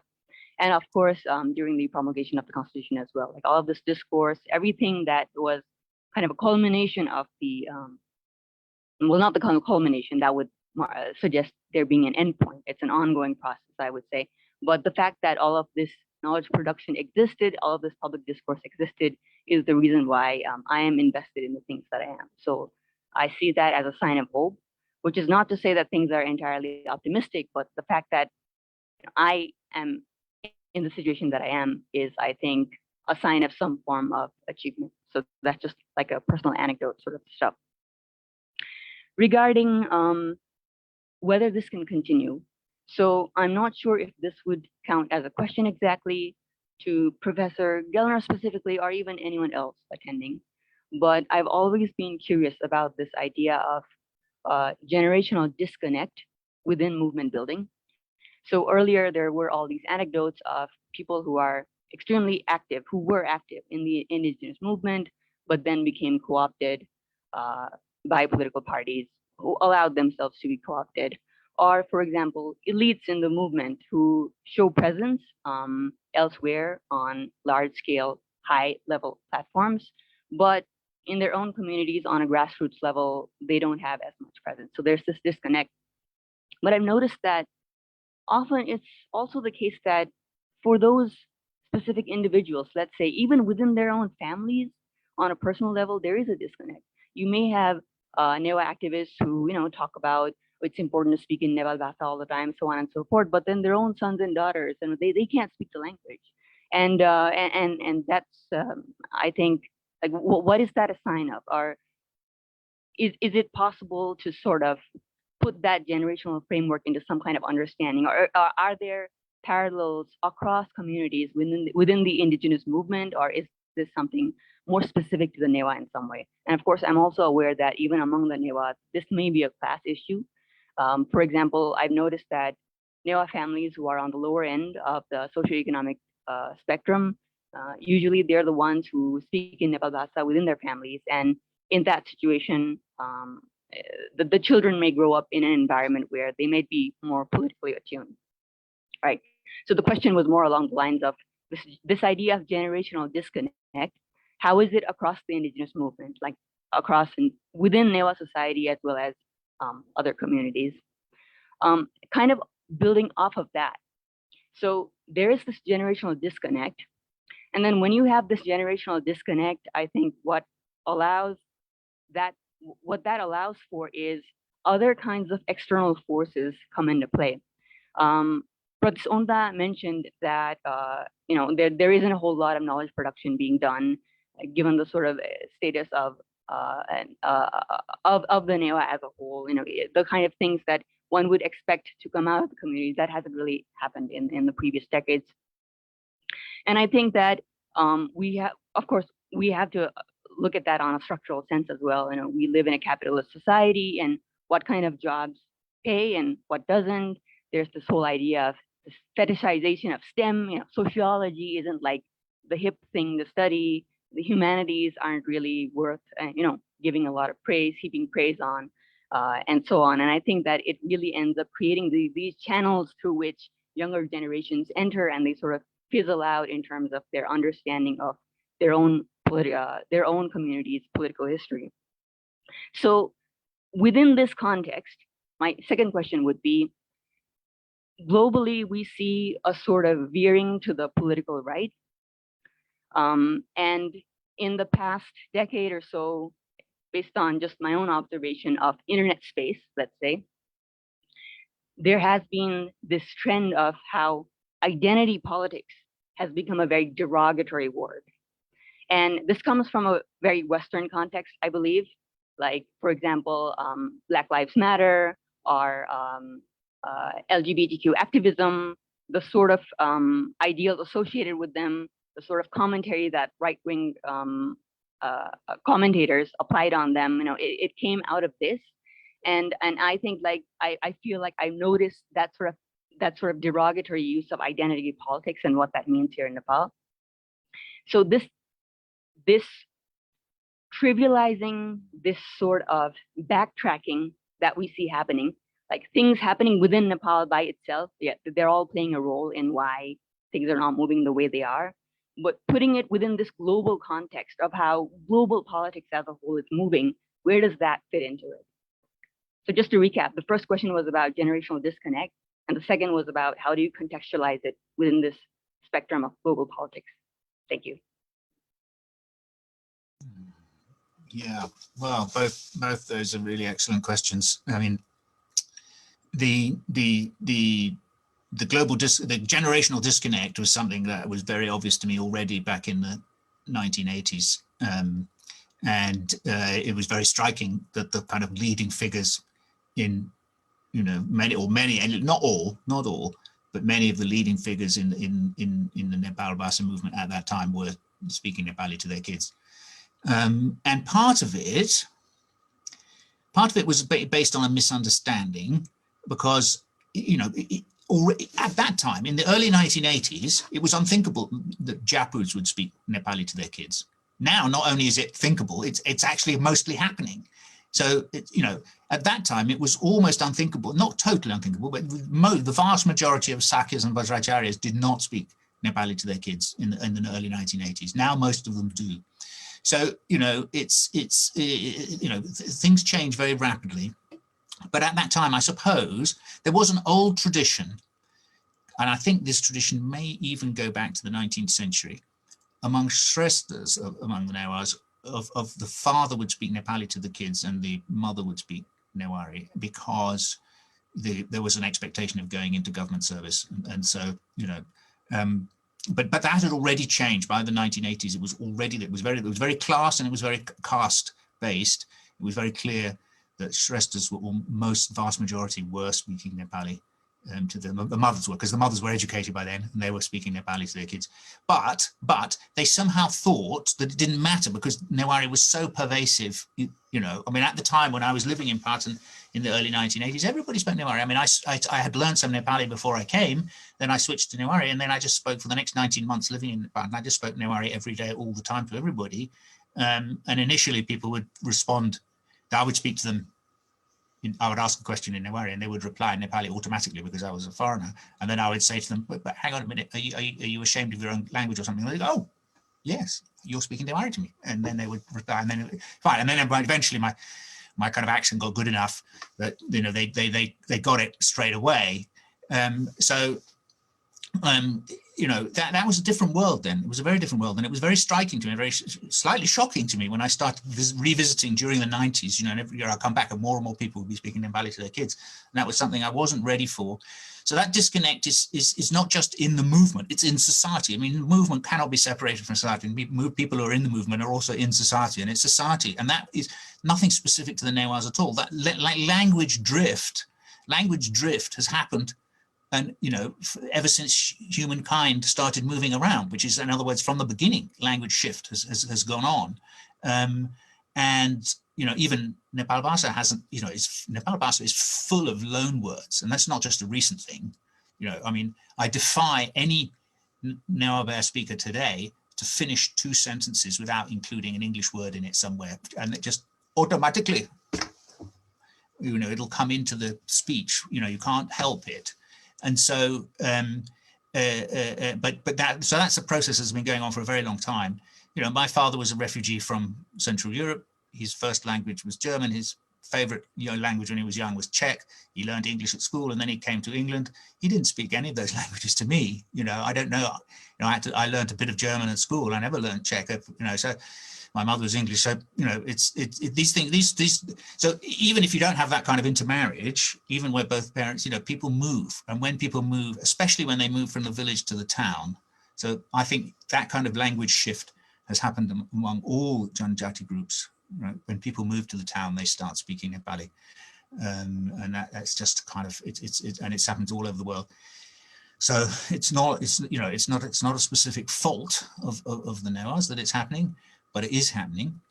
I mean, you are the future of the Newah movement, and you're not untypical. You know, the father of the Czech nation, Thomas Masaryk, who was a great academic as well as a great nationalist, used to speak German with his wife. But when the movement for Czech nationalism started to take off and it became clear they were going to get their own country, they switched to speaking Czech to each other because they realized that we better do this now. Because they both spoke Czech, but, you know, German was the equivalent of Nepali in those days. It was the language of education, it was blah, blah, blah, you know, and so they switched. And that is, you know, it's a very, very common, it's very common for movement people to you know, it's when you go outside that you suddenly realize who you are, you know. I mean, just as it was unthinkable, you know, speaking Newari was like breathing air for Japuds in the 1980s. Well, then you go outside and you suddenly realize, oh, that's who I am, you know.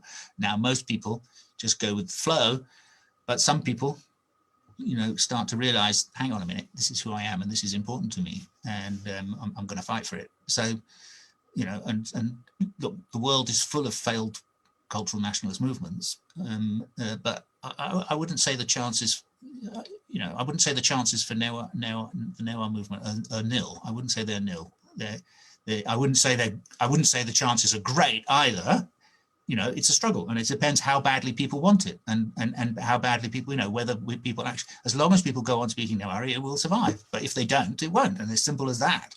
And calling for the government to do something is a waste of time. If you care about it, you do it yourself. And so, and that, slowly things are moving in that direction, and it has, it is now taught in every school in Kathmandu, supposedly.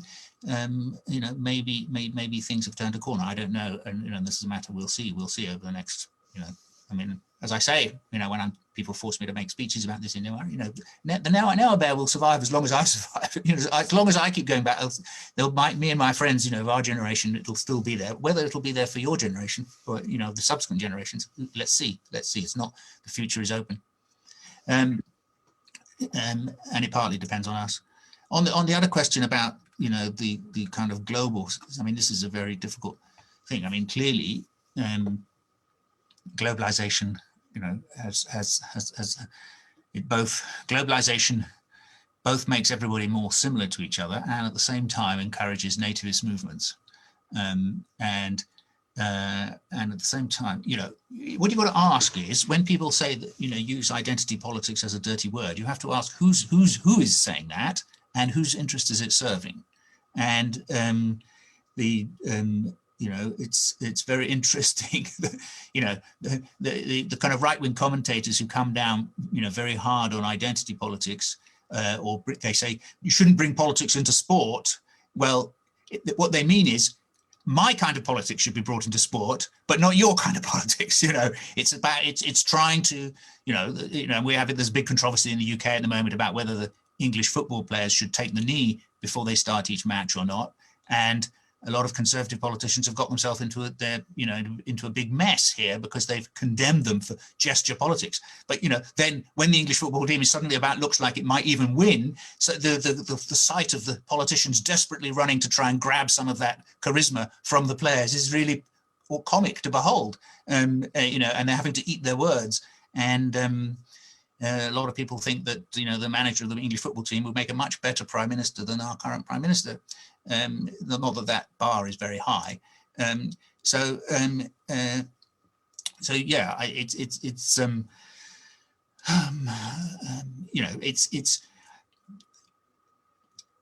why do why do cuss areas want identity politics kept out of, well, you've got to ask, it's pretty obvious whose interest is it serving. So I think that's your answer. On the kind of particular types of knowledge production, yeah, I think it's a great pity that history, the teaching of history, is not seen as a prestigious prestigious career to go into. But at the same time, if you want a kind of glass half full kind of aspect, the rise of the Janajati movement and the other kinds of movements, actually, not just Janajati, Dalit movement and Madhesi movement, etc., has led to a lot of local initiatives and people discovering their own history and writing their own history, and that I think is a good thing. I think we'll have to converse this to our end segment now. Now that we've almost had 2 hours here, and also especially for friends from Nepal. Thank you, Supriya, for your beautiful question. And I think it was a very kind of representative kind of expression we had from Supriya from the Newah youth, or let's say the Nepali younger generation.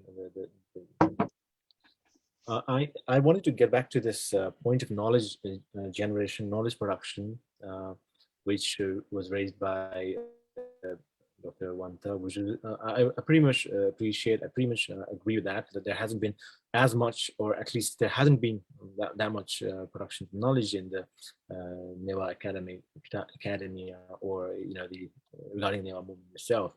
And but at the same time, as Supriya just highlighted, like she had something to hang on. I mean, she had something to belong to, and she's now aware of things, and she's a part of it in some way. And there is something for us, but probably if we try and relate it with what we have as reality here, for me especially, it was most of the Western, publications that helped me, learn things more than what we had in the Nepalese counterpart. I would like to invite Dr. Subhash Prajapati here, if he can unmute himself, because he's been doing a lot of knowledge production, as we all know, from digital as well as other mediums. And if you'd like to comment anything about knowledge production, the rate of knowledge production that we had in the past decade, and if it is improving any way, or where we lag, because we almost have the who's who of Newah movement and even the Newah academies here with us. So if you could add anything to it, please.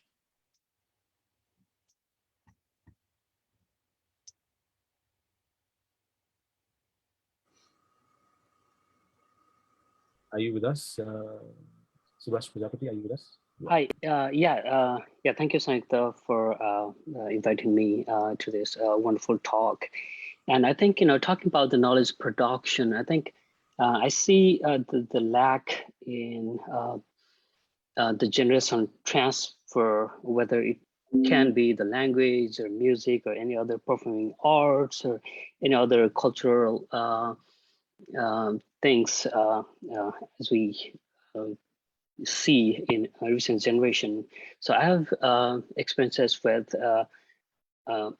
more in performance arts and music and dance and those sort of things. And I see from that perspective how those cultural things can be used as identification of any particular group, right? Not only the Newahs, but other Janjatis or other things, how that can be transferred from one generation to another. So that's, I see the gap. And yeah, I think, that's the, one point I would like to bring it here, how that can be continued, and the thing that, how we can work on that. Thank you, Dr. Prajapati. And I think we have a very good platform here to things, be voiced, and where we are lagging and where we would like to emphasize from various contributors here who are present with us today. Now I would move on to the last question that I had I wanted to discuss about with Professor Gellner, which is about religion, because I would almost take him as a master of religion.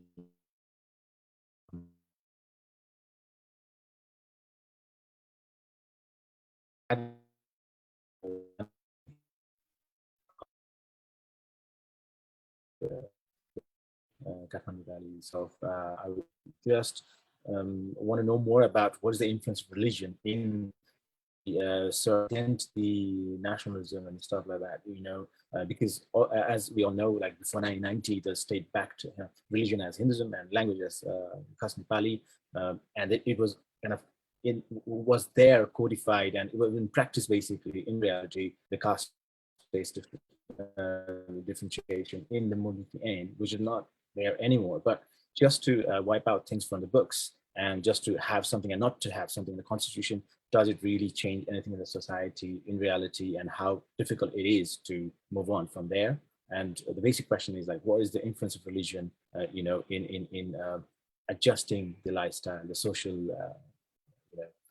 scene that we have with the changing times?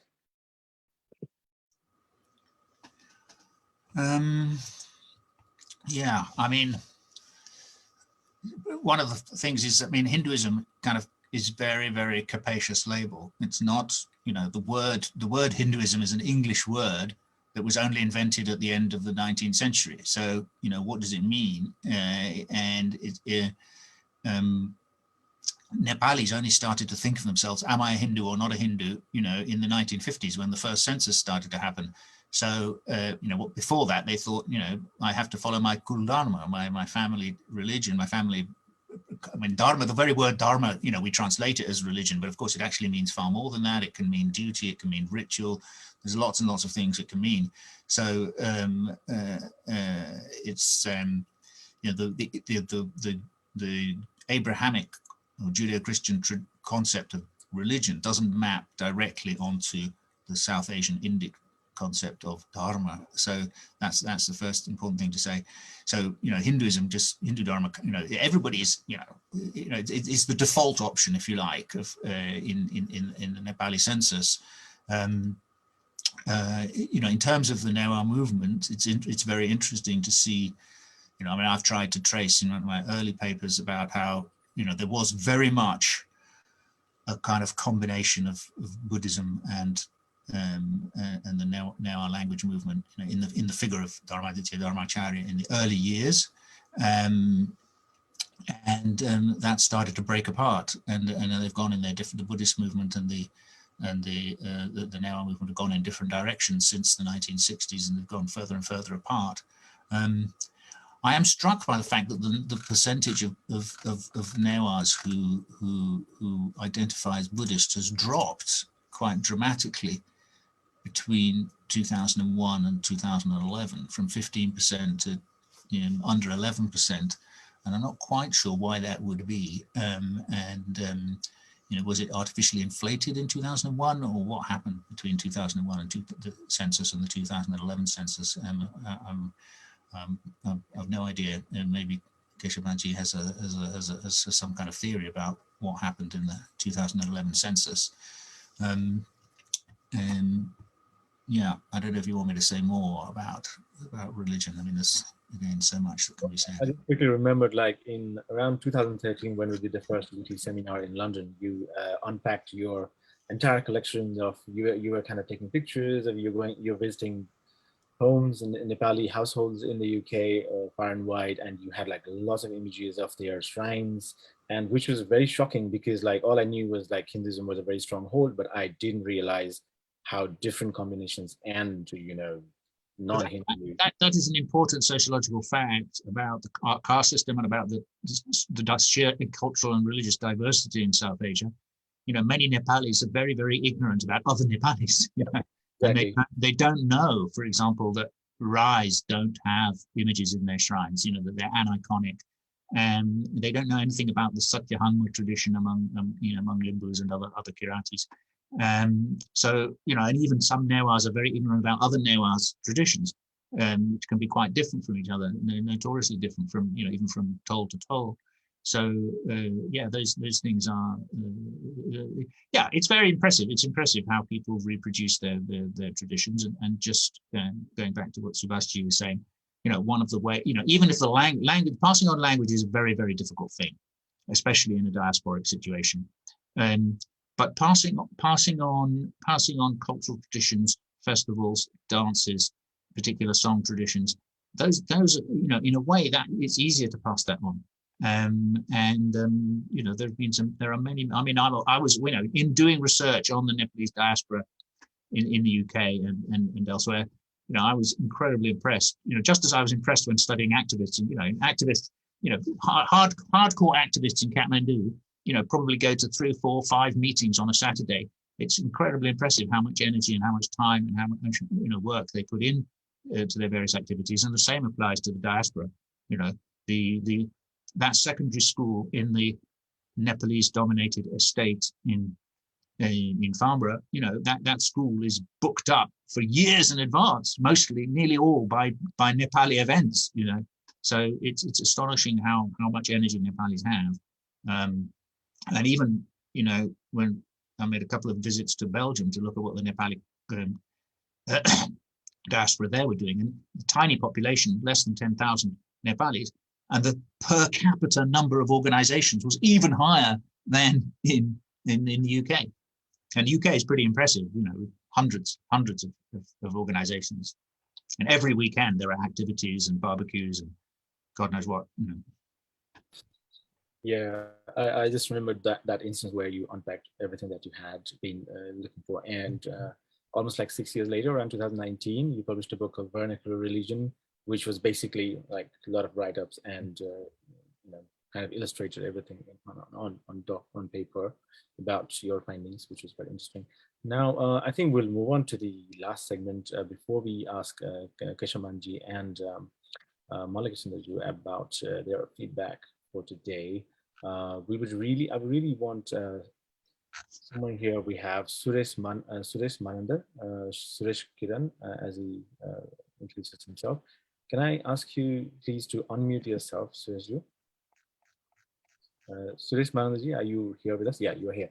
I actually wanted to get onto this recent issue of Rupa Sunar case, basically, which is about which is the new chapter of Dalit movement and very important one for us, and which unfortunately created this kind of scenario we've been put in, where there is a virtual, kind of atmosphere of Newahs versus Dalits, and which might not have existed earlier before this case took place. So Sureshji, I really request, I had all the preparations about briefing about this case, but since you are here with us today, very fortunate, I really request you to not to basically elaborate on it, but if you could make us acquainted about, make us kind of familiarize us with what actually happened there with this case, please, so that we can get some feedback from Professor Gellner after you have elaborated.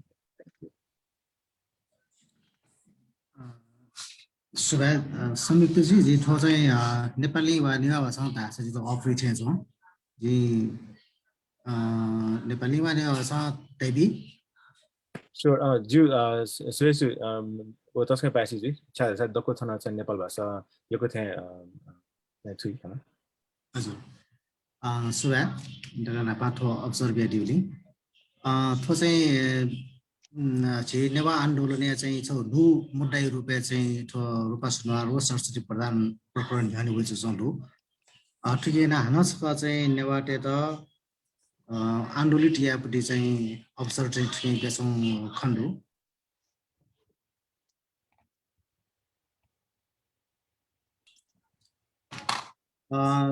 अठुइर चाहिँ छिटो खासेना रूपा सुनार पक्ष व मेउछौ जिया गैर नेवाटे पक्ष चाहिँ तो चाहिँ जातीय छुवाछुत या खैट प्रधान देका हैछ न तो चाहिँ तर जी चाहिँ छिटो चाहिँ मेउ एंगल गेना स्वेर गाडाले तो चाहिँ छिटो मोटो वा चाहिँ छुवाछुत नाप सरकार डुब्डी चाहिँ विषय मुकुट हो समग्र नेवाटो ठोइले चाहिँ आन्दोलन पाउ या चाहिँ कारण गरि उठ्यो जातीय छुवाछुत प्रथाएर कामयामा वा कामया मजुद थियो चाहिँ मुद्दा नाप सरकार डुब्डी खमुकुट हो तो चाहिँ नेवा आन्दोलन मेउछ मुभमेन्ट रुपे मेउछ चाहिँ कडी रुपे वा मेउछ एंगल रुपे चाहिँ ठो गइचौं वो गोखरा गाडाले चाहिँ नेवाटो ठोइले सुजाचौं गाडाले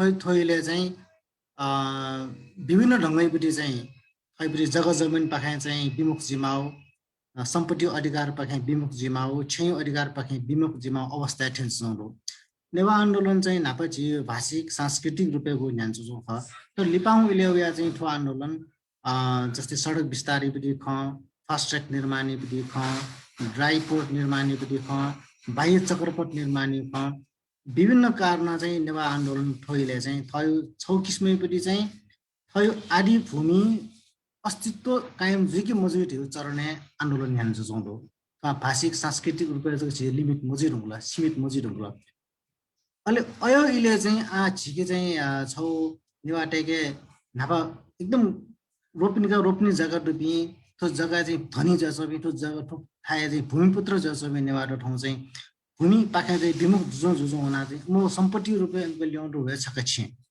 वना 2-4 आने पनि छे उली दुने बे लिमिट जिरो होला अनि अयो अवस्था चाहिँ अब छेसका दुन्न चाहिँ उकि चाहिँ बाला सुटे मोटेहरुबडी अधिकार त ठके मरेबडी अवस्था छौं कारण चाहिँ वो चरणी आन्दोलन चाहिँ ठुकी पाके हो ख ठी मोटेहरुबडी खन्टुका सञ्चय मरो तो नेवाट चाहिँ ठके चाहिँ लेन चाहिँ अन्तिम सम्पत्ति प्रति थयो अधिकार दैकी मराई वो एंगल ठो आन्दोलन चाहिँ न्यान्छ ख यसो कारण चाहिँ ठुलो चाहिँ झेसाठो ठिटो मुटो नपुग सरोकार तया चाहिँ सेउ चाहिँ उपयुक्त जिम हो गुल्खे मनोरेसन छुरे चाहिँ नगा ढाबले चाहिँ नेवाटो चाहिँ ठन्चोपे नेवाटे के चाहिँ अब डु खसन चाहिँ म्याछोल छन् चाहिँ दलित तल कोडासको मरेको चिन्छौँ माल्छौँ डु नेवाटे छेखा दु उनके चाहिँ थके छेडु सम्पत्ति दु उनसँग चाहिँ इलेक्ट्रो दलित अब चाहिँ तुलना या झुला अयो हिसाबमा घाना ठाइछ जुन ठिकै छ र न झिजन ठिकमा छुगाएर हामीले चाहिँ वास्तव चाहिँ दलित गाटा बा मे गुल्न त गाटा यति थन काठमाडौँले आप्रवासी ज्याउ चोपी ख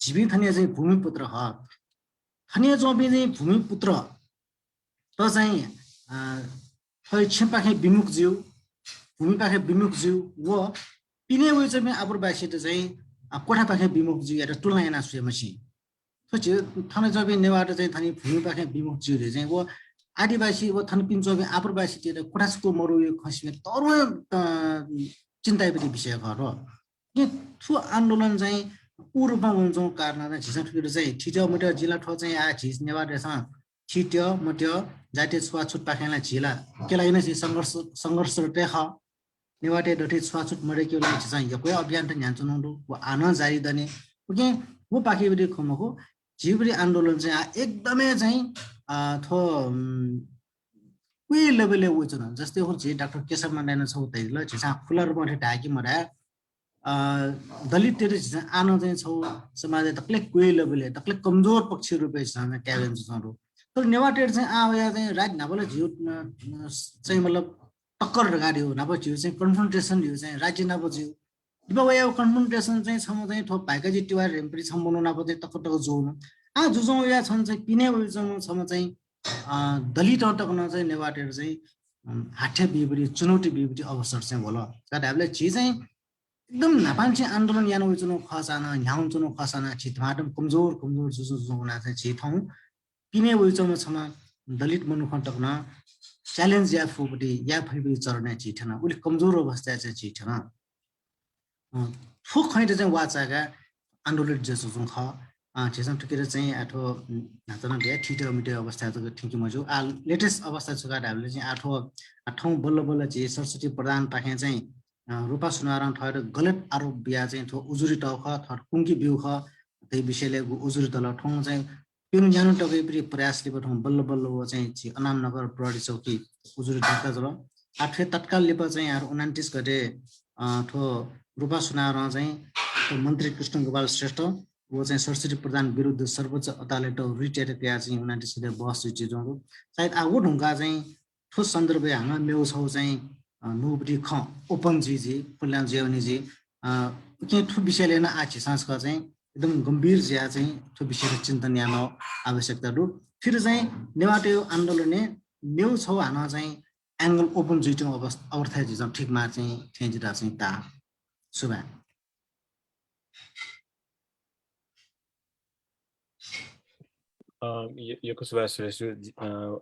I was just trying to, as much as I could, I was trying to translate in English what you just delivered for our friends who are listening and not speakers of Nepal Bhasha. So basically, you just highlighted Newah movement was progressing as a linguistic and a cultural movement. However, the issues of fast track and road widening, etc., has contributed to the shift of the Newah movement from where it was. Now it is having to we are having to preserve our limited presence in the valley, our household, and even the right to rent the property to anyone. So this issue is not about the untouchables, in the case of the untouchable individual or the group, but within or outside the Newah community, and it will be inappropriate to judge in that way, was Suresh's remarks. And he added at the end that Newah community, it used to be the challenge for the Newah community used to be the confrontation to with the state, but now it has moved to an individual like Bhai Kazi when there was a local issue of road widening and those issues, and then now it has moved to that of the challenge by a Dalit individual who has come from outside the valley. So this shift is visible to us within the movement and how it is dwindling, and this struggle has shifted to an individual case. I would really like to take it as a case with the community rather than individual at this juncture. But and he added that this struggle kind of after it is taking 4 days for Saraswati Pradhan, the one who's blamed, to file a case against Rupa Sundar, and which is being filed today, this morning around. And this could reveal, actually now we have to analyze more carefully and look for things to unfold, and it could reveal more in the days to come, so that we can analyze it more carefully, and it could now actually open up new perspectives in the discourse of the Newah movement, is what he's just expressed, and I've counted quickly in the chat section here. Supriya has raised her hand, and once we have heard from her, we'll probably like Professor Gellner's feedback in the current topic of discussion. Supriya, if you could unmute yourself, please. Bit of a risky move. I thought Professor Gellner would be given the question before it would be handed to me, but anyway, I'll take it nonetheless. Thank you. So I just want to mention that I think it's important to unpack a lot of things in this incident. I think what we need is nuance. I think it is possible to bring up important questions about how incidents like this get contextualized within wider Nepali politics. Like on a very reductive sort of level, you could think of it as something like, people start a fight, and then you get the Newah to fight someone, or you get someone to fight the Newah, and then certain powers who will benefit from the status quo will sit in the background and eat popcorn and watch. It's that kind of a scenario, and I see the dangers of that. And I also acknowledge that we need to raise some valid questions about the whole idea of due process in Nepal. Like if you lodge a complaint at the police, the police have the authority to take them into detention without further investigation and keep them detained for a number of days. Like, is that really legal from a human rights perspective? Things like that. However, I do think that it's possible to ask questions like this without denying the question of caste in this incident. I think that it's important to acknowledge that caste does play some role in this. And I think that we need that kind of nuance. Unfortunately, I believe that this is the kind of emotionally and politically explosive situation where people are super hot-headed and nobody really wants to calm down and have like proper civil discourse about this. I feel like it may have done a lot of harm to this idea of intellectual exploration of what it means to be an ally to other communities. I think it's important to consider that in the long run, we want to have allyship with other communities of Nepal. There has been like a long history of sowing this kind of discord. Like, for example, I remember how around 2015 and onwards from there, like bringing up this whole idea of how Newah are very racist towards Madhesis was such a big thing in the mainstream media, like, oh, Newah this, Newah that, as if they didn't, as if the mainstream media itself had not been exceedingly racist for so many years. So this idea of sowing discord, I think, is quite prevalent, and we need to be aware of that. But at the same time, we also need to acknowledge that we need to show solidarity. Like our solidarity should be for the Dalit community. We should have solidarity for the Madhesis, for all the other Janajatis. And I think that, it's important for the underdogs to consider where they are in this. So having nuance, not denying caste, while at the same time being able to contextualize this incident within this wider scenario is very important for us. Yep.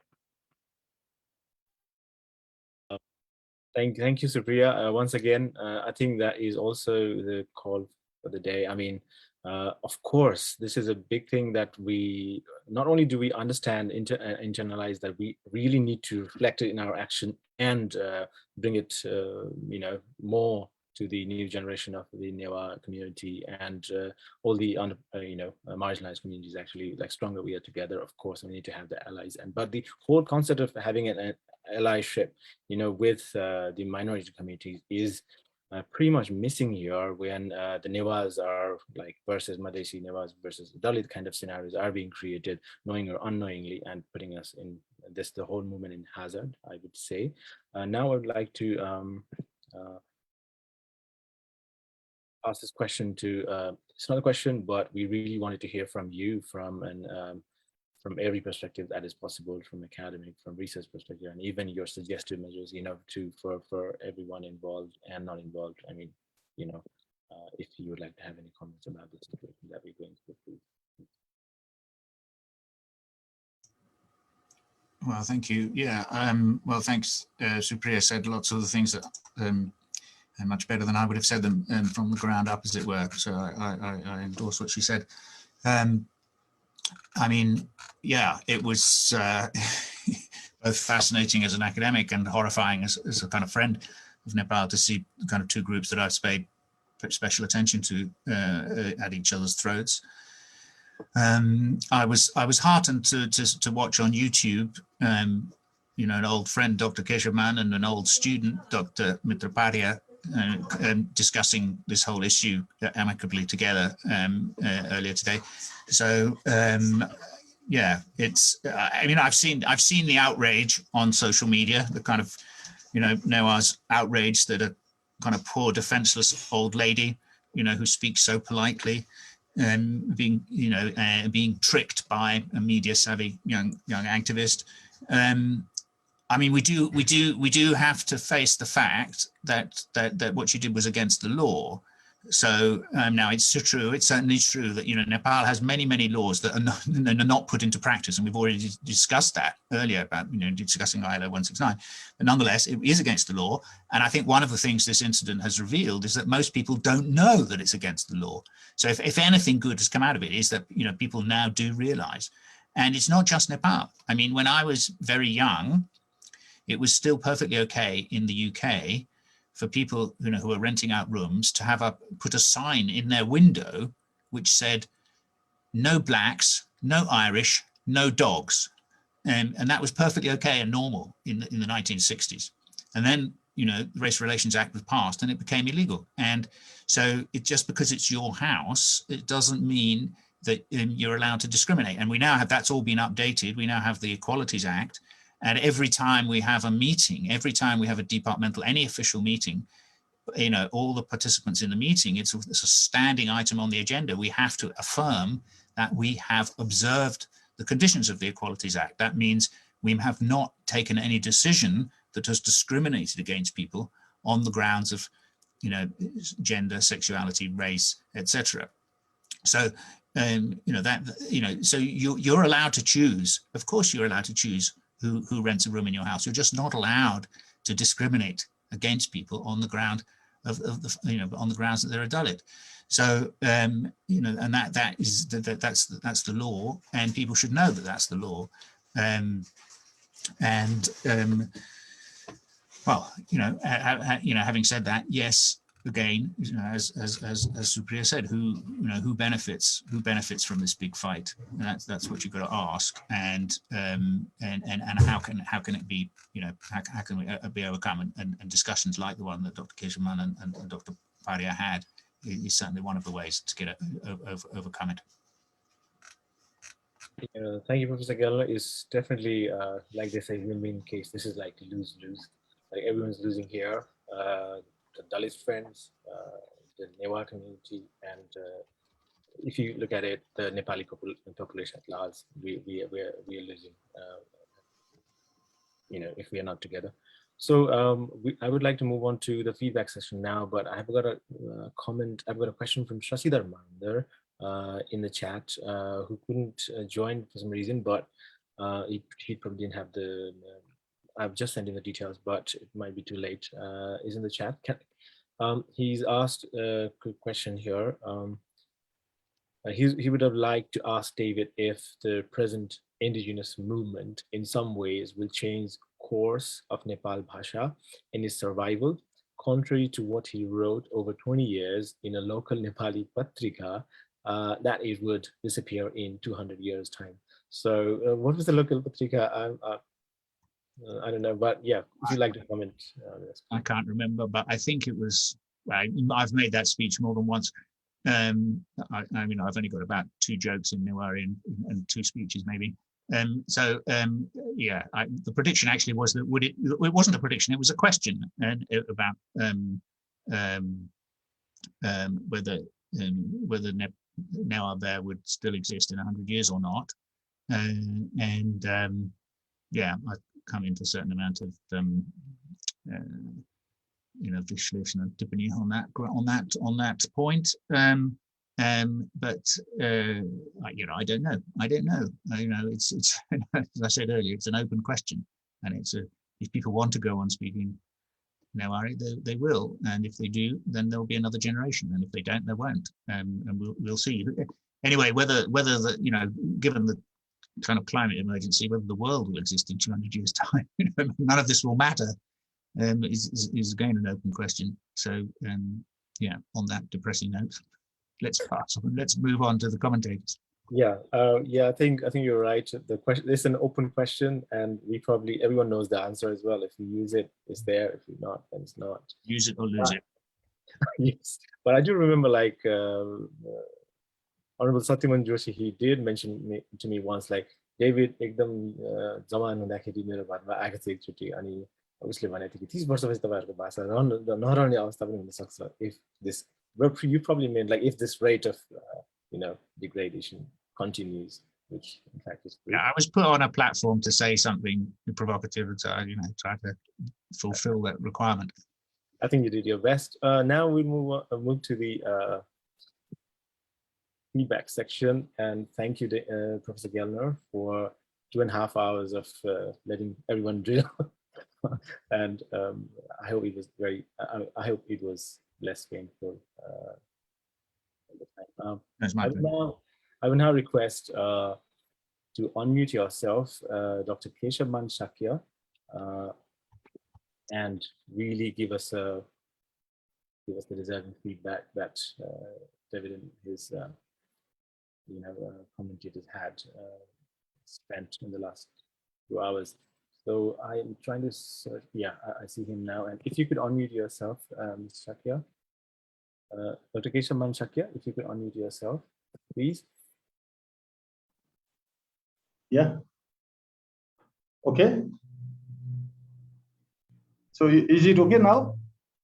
You can hear me? Okay. Thank you. Yes. Okay. Thank you very much, David.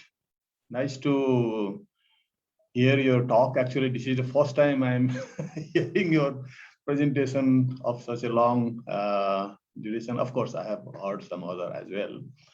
And also other friends who have made questions. And also, I think this is a nice review, very well discussed review of the indigenous movement phase 1.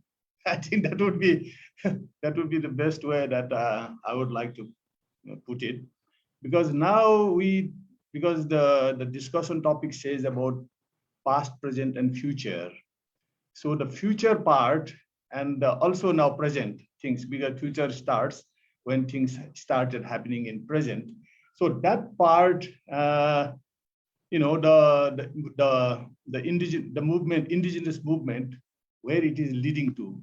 So far we have talked is phase 1, but now after the declaration of the present constitution, it's now a past. It's a history of the indigenous movement in Nepal. But now I think it would be better if I share the recent things happening, which will shape the future. I think 2-3 things that in the review David has already mentioned, that the Janajati movement is actually now only 36-37% of the population. But now it has affected almost all the population in Nepal, and the present constitution has a new grouping. In the old Hindu framework, there is a Brahman, Kshatriya, Vaishya, Sudra, 4 hierarchical classes people are put into. But now so much of movement has affected, and now the new horizontal classes, horizontal groups have taken place. That is, Janajati is only one group now, 36, of course the largest, 36-37%. And then Khas Arya is now split into 2 groups. Now, no more the same. I think if you follow the recent things that is happening, the Khas have already declared that they are no more the same, coexisting community of the group Khas Arya. Arya is different, Khas is different. Khas is now more indigenous, what they are saying. They are no more Hindu. Their campaign just starting, which will influence the census taking now, that Khas are not Hindu, Khas are Masto. They have declared a new religion called Masto, and they are not Kshetri, because Kshetri means it's a Hindu, the Varnashram bound Kshetri. So they are no more Kshetri. They are indigenous and they are Khas. And then they have, given so much of discussions about it. So there are now Arya, which is about 12-13%. They are bounds. And then Kshetri, no more Kshetri, it is Khas. And they consist about 16-17% of the population. And they are now more moving to the proximity to the Janajatis or nationalities, let us say. So that will make 37% and 17%, 53-54% of the population in the future will join one group, that is the nationalities group. So this is the new development that is taking place, which will make a far-reaching impact in future. And then the Dalits and the Madhesi, of course, it's a geographical, it's a regional political terminology. And within that, this draws more from the population politics in India. And there is a concept of Pichhada Varga, other backward class. OBC is now, it was recognized, but it has started now gaining momentum. So Madhesi is not, it's a temporary political terminology, which is more complex. It is the political interest of India and also the opportunism of the, the Madhesi so-called, creating the Pahad and Madhesi or mountain and plain, division. But it is not a long-staying politics. If it stays long, then it questions the existence of Nepalese sovereignty. Then it is leading to the split of Nepal into two countries, that is Madhes and Pahad, Nepal, which is, of course, everybody doubts that Indian interest is involved in. But we think that it will not happen. But rather, when it comes to the ethnic issues, it will be now the OBC will be more slowly start opening up. The issue agenda of OBC will start becoming more prominent. So that way we have now a horizontal clusters. Of course, the state game of the state, the powers will be now center and periphery, not the up and down, like Hindu hierarchical society. So this is slowly unfolding. So the indigenous movement is expanding. So all these we are categorizing, except the Brahmins. The Brahmins, we are categorizing them, of course, little bit drawing from India.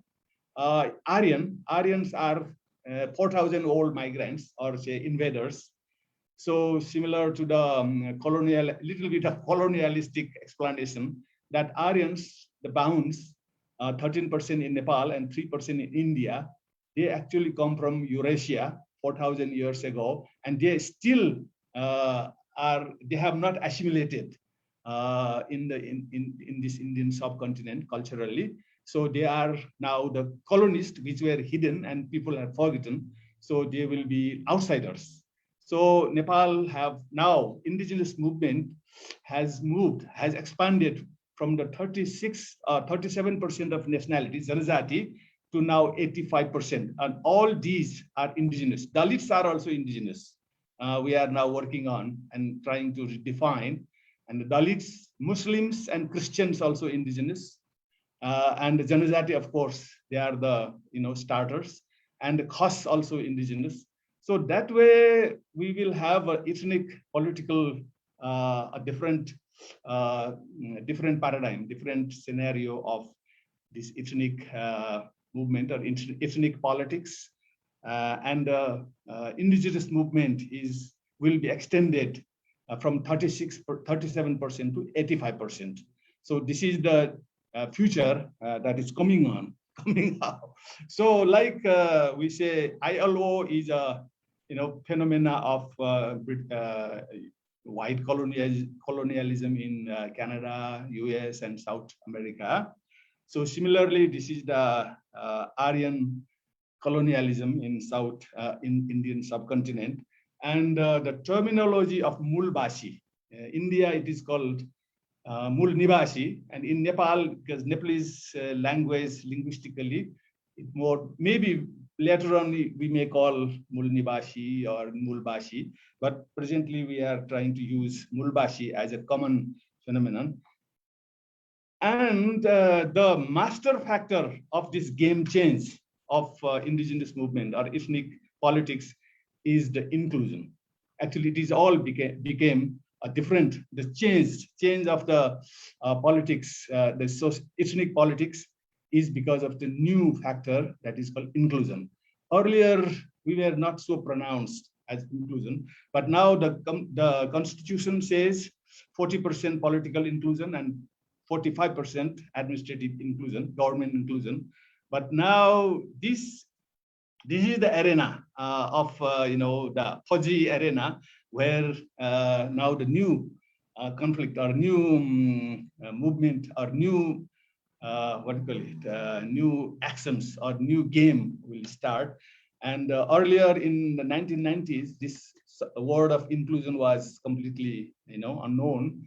But now this inclusion is the master factor for the new game. I think this this much from my side.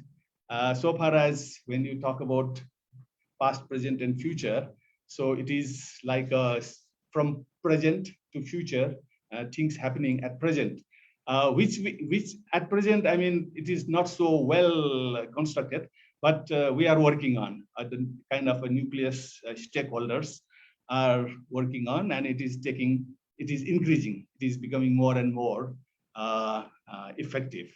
I think this much I would like to compliment. Thank you. Thank you. Thank you, Dr. Keshabman Shakya.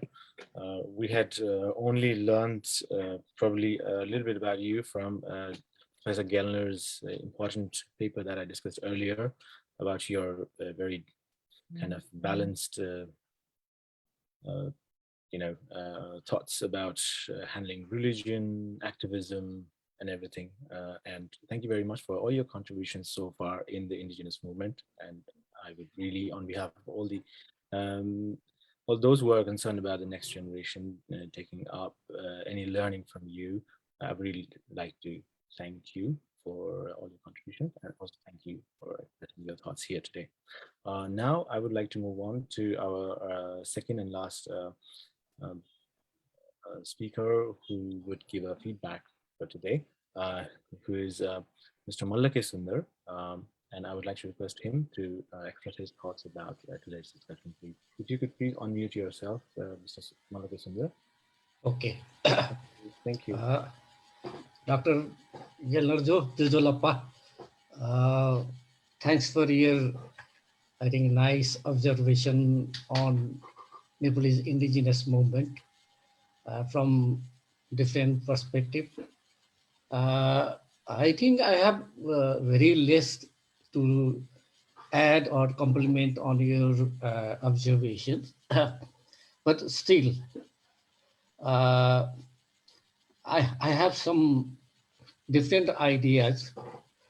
I don't know who commented that indigenous movement is collapsed now. I think Hachhethu, Mr. Dr. Hachhethu made this comment, yeah. And Dr. Gavit also said that the indigenous movement is now ineffective or like that, yeah. But to me, as a indigenous movement activist, I was been with this movement for last half century, 50 years. Yeah. Could you evaluate any movement if you go back to, if you, I think, see the world history? Just for example, we can take the identity movement of the Irish. What is the story of Irish movement? Similarly, the Palestinian movement, and then movement of the Kashmiris, movement of the Tibetans. What is the story? How many years back they are fighting? For the Nepalese indigenous movement, if you go back to its initial period, it is not more than 40 years.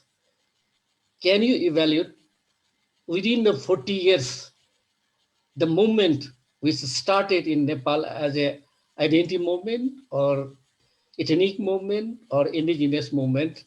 Now, can you evaluate in this point of time that it is totally fail or unsuccess? I think it is still immature to comment like this. One thing is that, yeah. Next is Dr. Gellner. I think it would be better in your observations if you could add that what are the agendas of the Nepalese indigenous movement. I think you have missed that. Not only the indigenous movement demand is not only the identity of the Pradesh or prerogative rights. I think more than that, the indigenous people, their major agenda, their major demand is rights to their historical land. Their major demand is rights to their land. Yeah.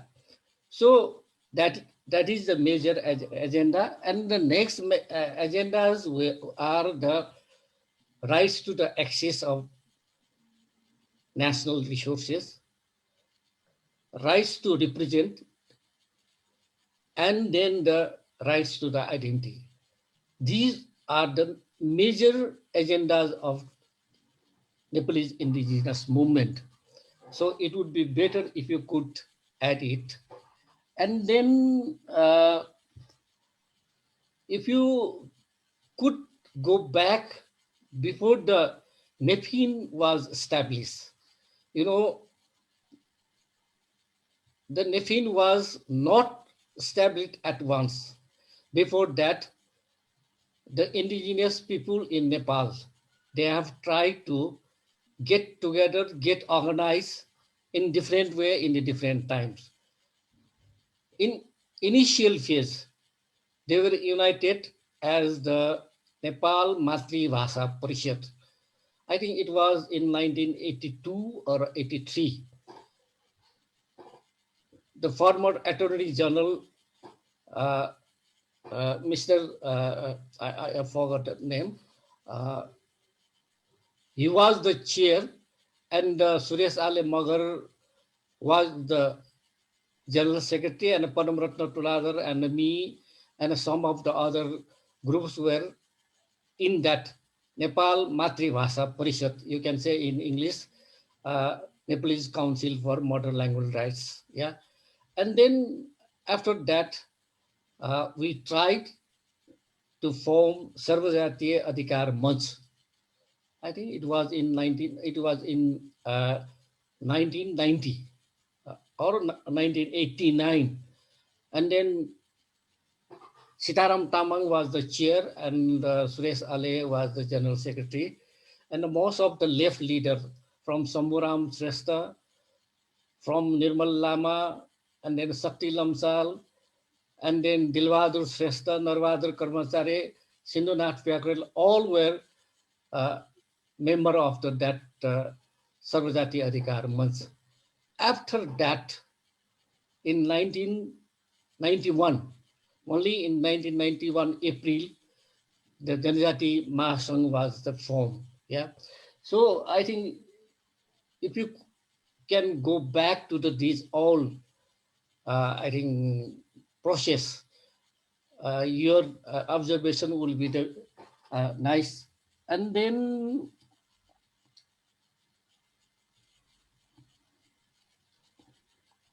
And then, yeah, one more thing I have to add is that Mr. Proteus, Dr. Proteus, is he there? No, I don't think he is there. Okay. Dr. Proteus commented that there is no, I think, efforts among the Newahs for the knowledge productions. I think his, I think, judgment is not, I think, correct. If you see among us that Dr. Subhas, Sanyukta ji, Supriya ji, all these new young guys who are producing, I think they are working on the dictionaries, online dictionaries.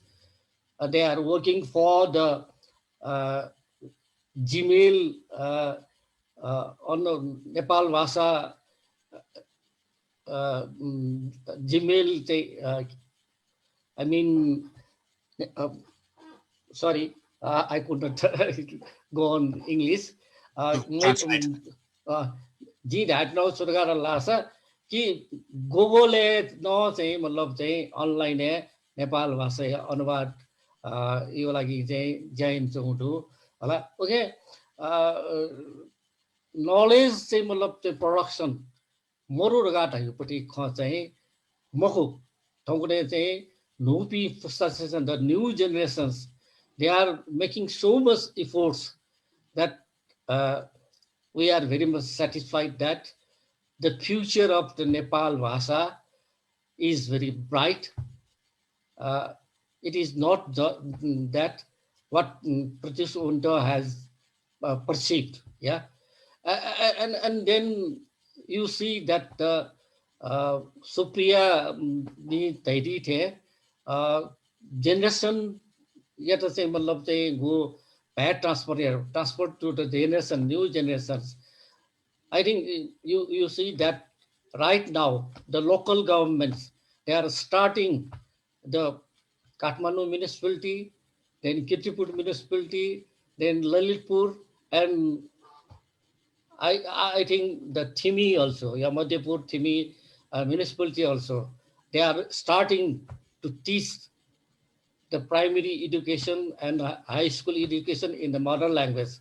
So these are the bright future of the Nepal Bhasha. So we should not be so much pessimistic. Yeah. Dr. Gellner, whatever you have made the observations, thanks. And thanks to the Dr. Keshabman Shakya also. He also added that the future perspective of the indigenous movement, I don't buy his idea right now, but whatever he foreseen, I think it is also a one, I think, way. Thank you. Thank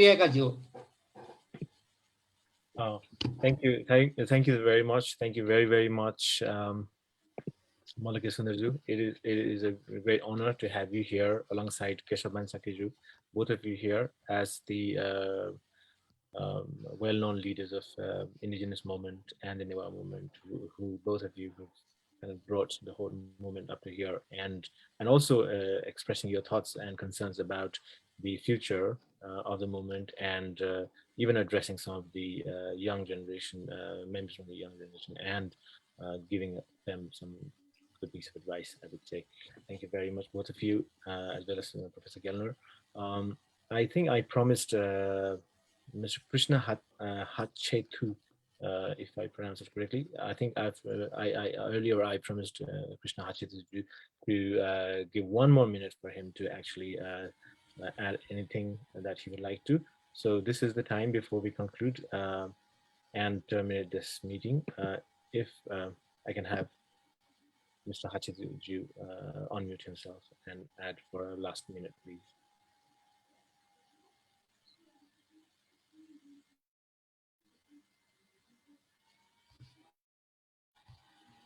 Okay, I don't see him. Can I say one last thing, Sanyukta?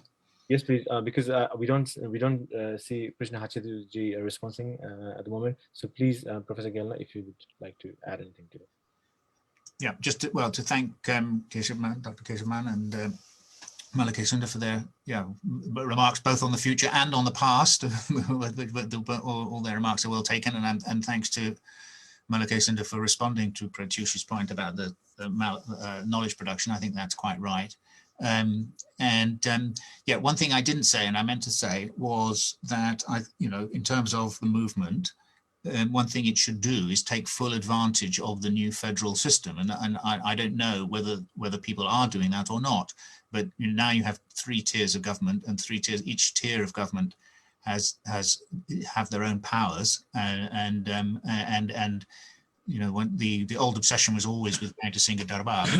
Now you have different levels of government with different levels of ability to enact things, and the activists should be engaging at all those different levels, and that will be very helpful. Okay, I think we has asked you to start a video. Okay, start my video. Sorry, could you please? Actually, for the first time, I'm in online with control discussion. Actually, it could make much more better if we go for the dialogues. If we put everything in the head of the David. So I have 1 minute. Just I want to say the problems. To look the things from the academics and activists obviously will be different. For me, the problem of Janajati movement is it could not form in the indigenous form. If I have to borrow the standard words used in the academics, it has not yet formed as a nationalist movement. It is still ethnic movement. One glaring example is out of 59 recognized Janajatis under the umbrella of Nepal, most of their headquarters in the Kathmandu. You can have a sense that how the Janajati movement is formed as ethnic movement rather than the nationalist movement. Actually, I want to respond to Pratyush's questions about the knowledge production and Praveen Sakya's questions of how the tradition is not allowing to link with the moments, and Supriya's question of the generational disconnect. To say in the one statement is, if we don't acknowledge or confess the nature of our moment, then it does not allow me to look forward. So for me, by and large, the Janajati movement is still the ethnic movement. How it could advance into a nationalist movement. For me, the bottom line is we are inheriting the legacy of Hridman Saha.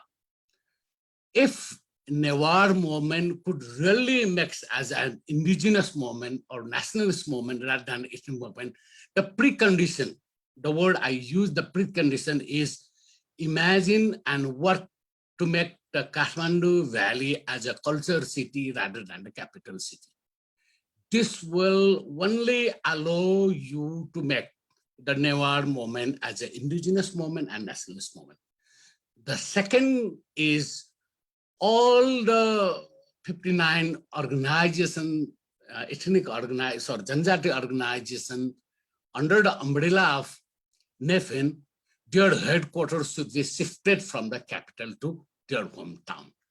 Only in that way, I could see there could be a silver lining in the future. Otherwise, because people hear the word in their one like, I use the word, the Janajati movement is getting slack after Jan Andolan too. But the Malla Sundar want to hear it as a collapse. Okay, this is my final intervention. And my request for the Sanyukta is don't organize the control dialogue. Try your best to make control the meeting, and try to make the next meeting, if you are organizing, in the dialogue form. It will open up to debate in the much more horizontal way, horizon way. Thank you. Thank you. Thank you, Mr. Hachhethu, for your kind advice.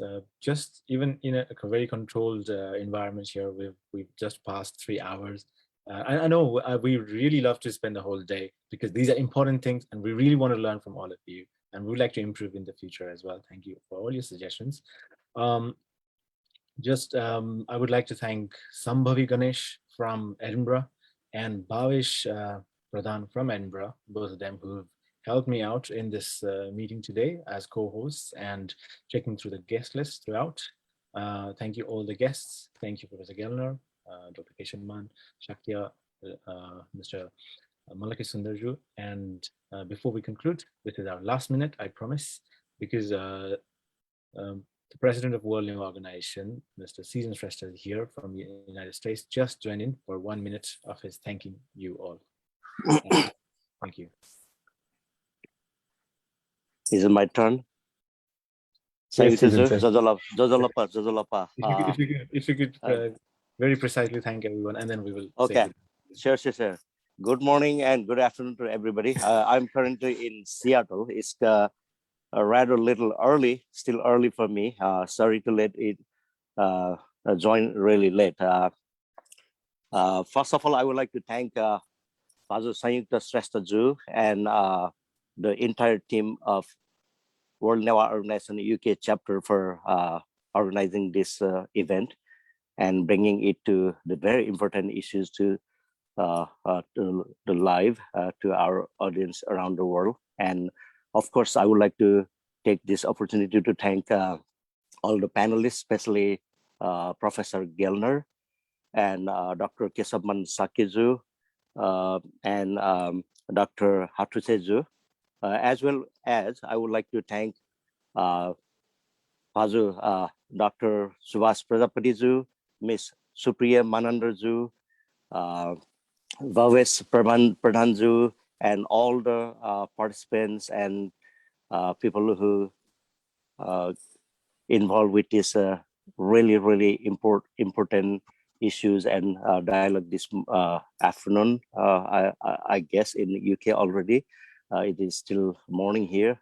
Really important. We should continue doing this this kind of stuff in the days to come. I heard a little bit, not a lot, but it is really important. As Mr. Malla said, it's been going. The movement has been going around for about 4 decades, and he himself is involved for 5 decades. So this is a very delicate and complicated issue. So we need to surface and table all the things and resolve through the dialogue, and need to do whatever we could for the betterment of our community, our future, and for the country. And I will I would like to thank each and every one of you watching from live on Facebook and joining on Zoom, and everybody who are involved directly and indirectly. Thank you very much. And sorry, I joined really late. And Sanyukta Ju, thank you very much for doing this. Thanks. Thank you, Surenji. Thank you very much for joining us, even very early from Seattle. Thank you, everyone. I'm just remembering one person here who, if he was alive, would be really glad to take part and teach us a lot of lessons that we haven't probably been able to cover. Dr. Padmaratna Tuladarju. I'm just remembering him from the bottom of my heart, and I really appreciate if the younger generation of the Newah community would follow his footsteps, remember him, and give him a space in their heart and actions. Bye, everyone. Signing off now. Thank you.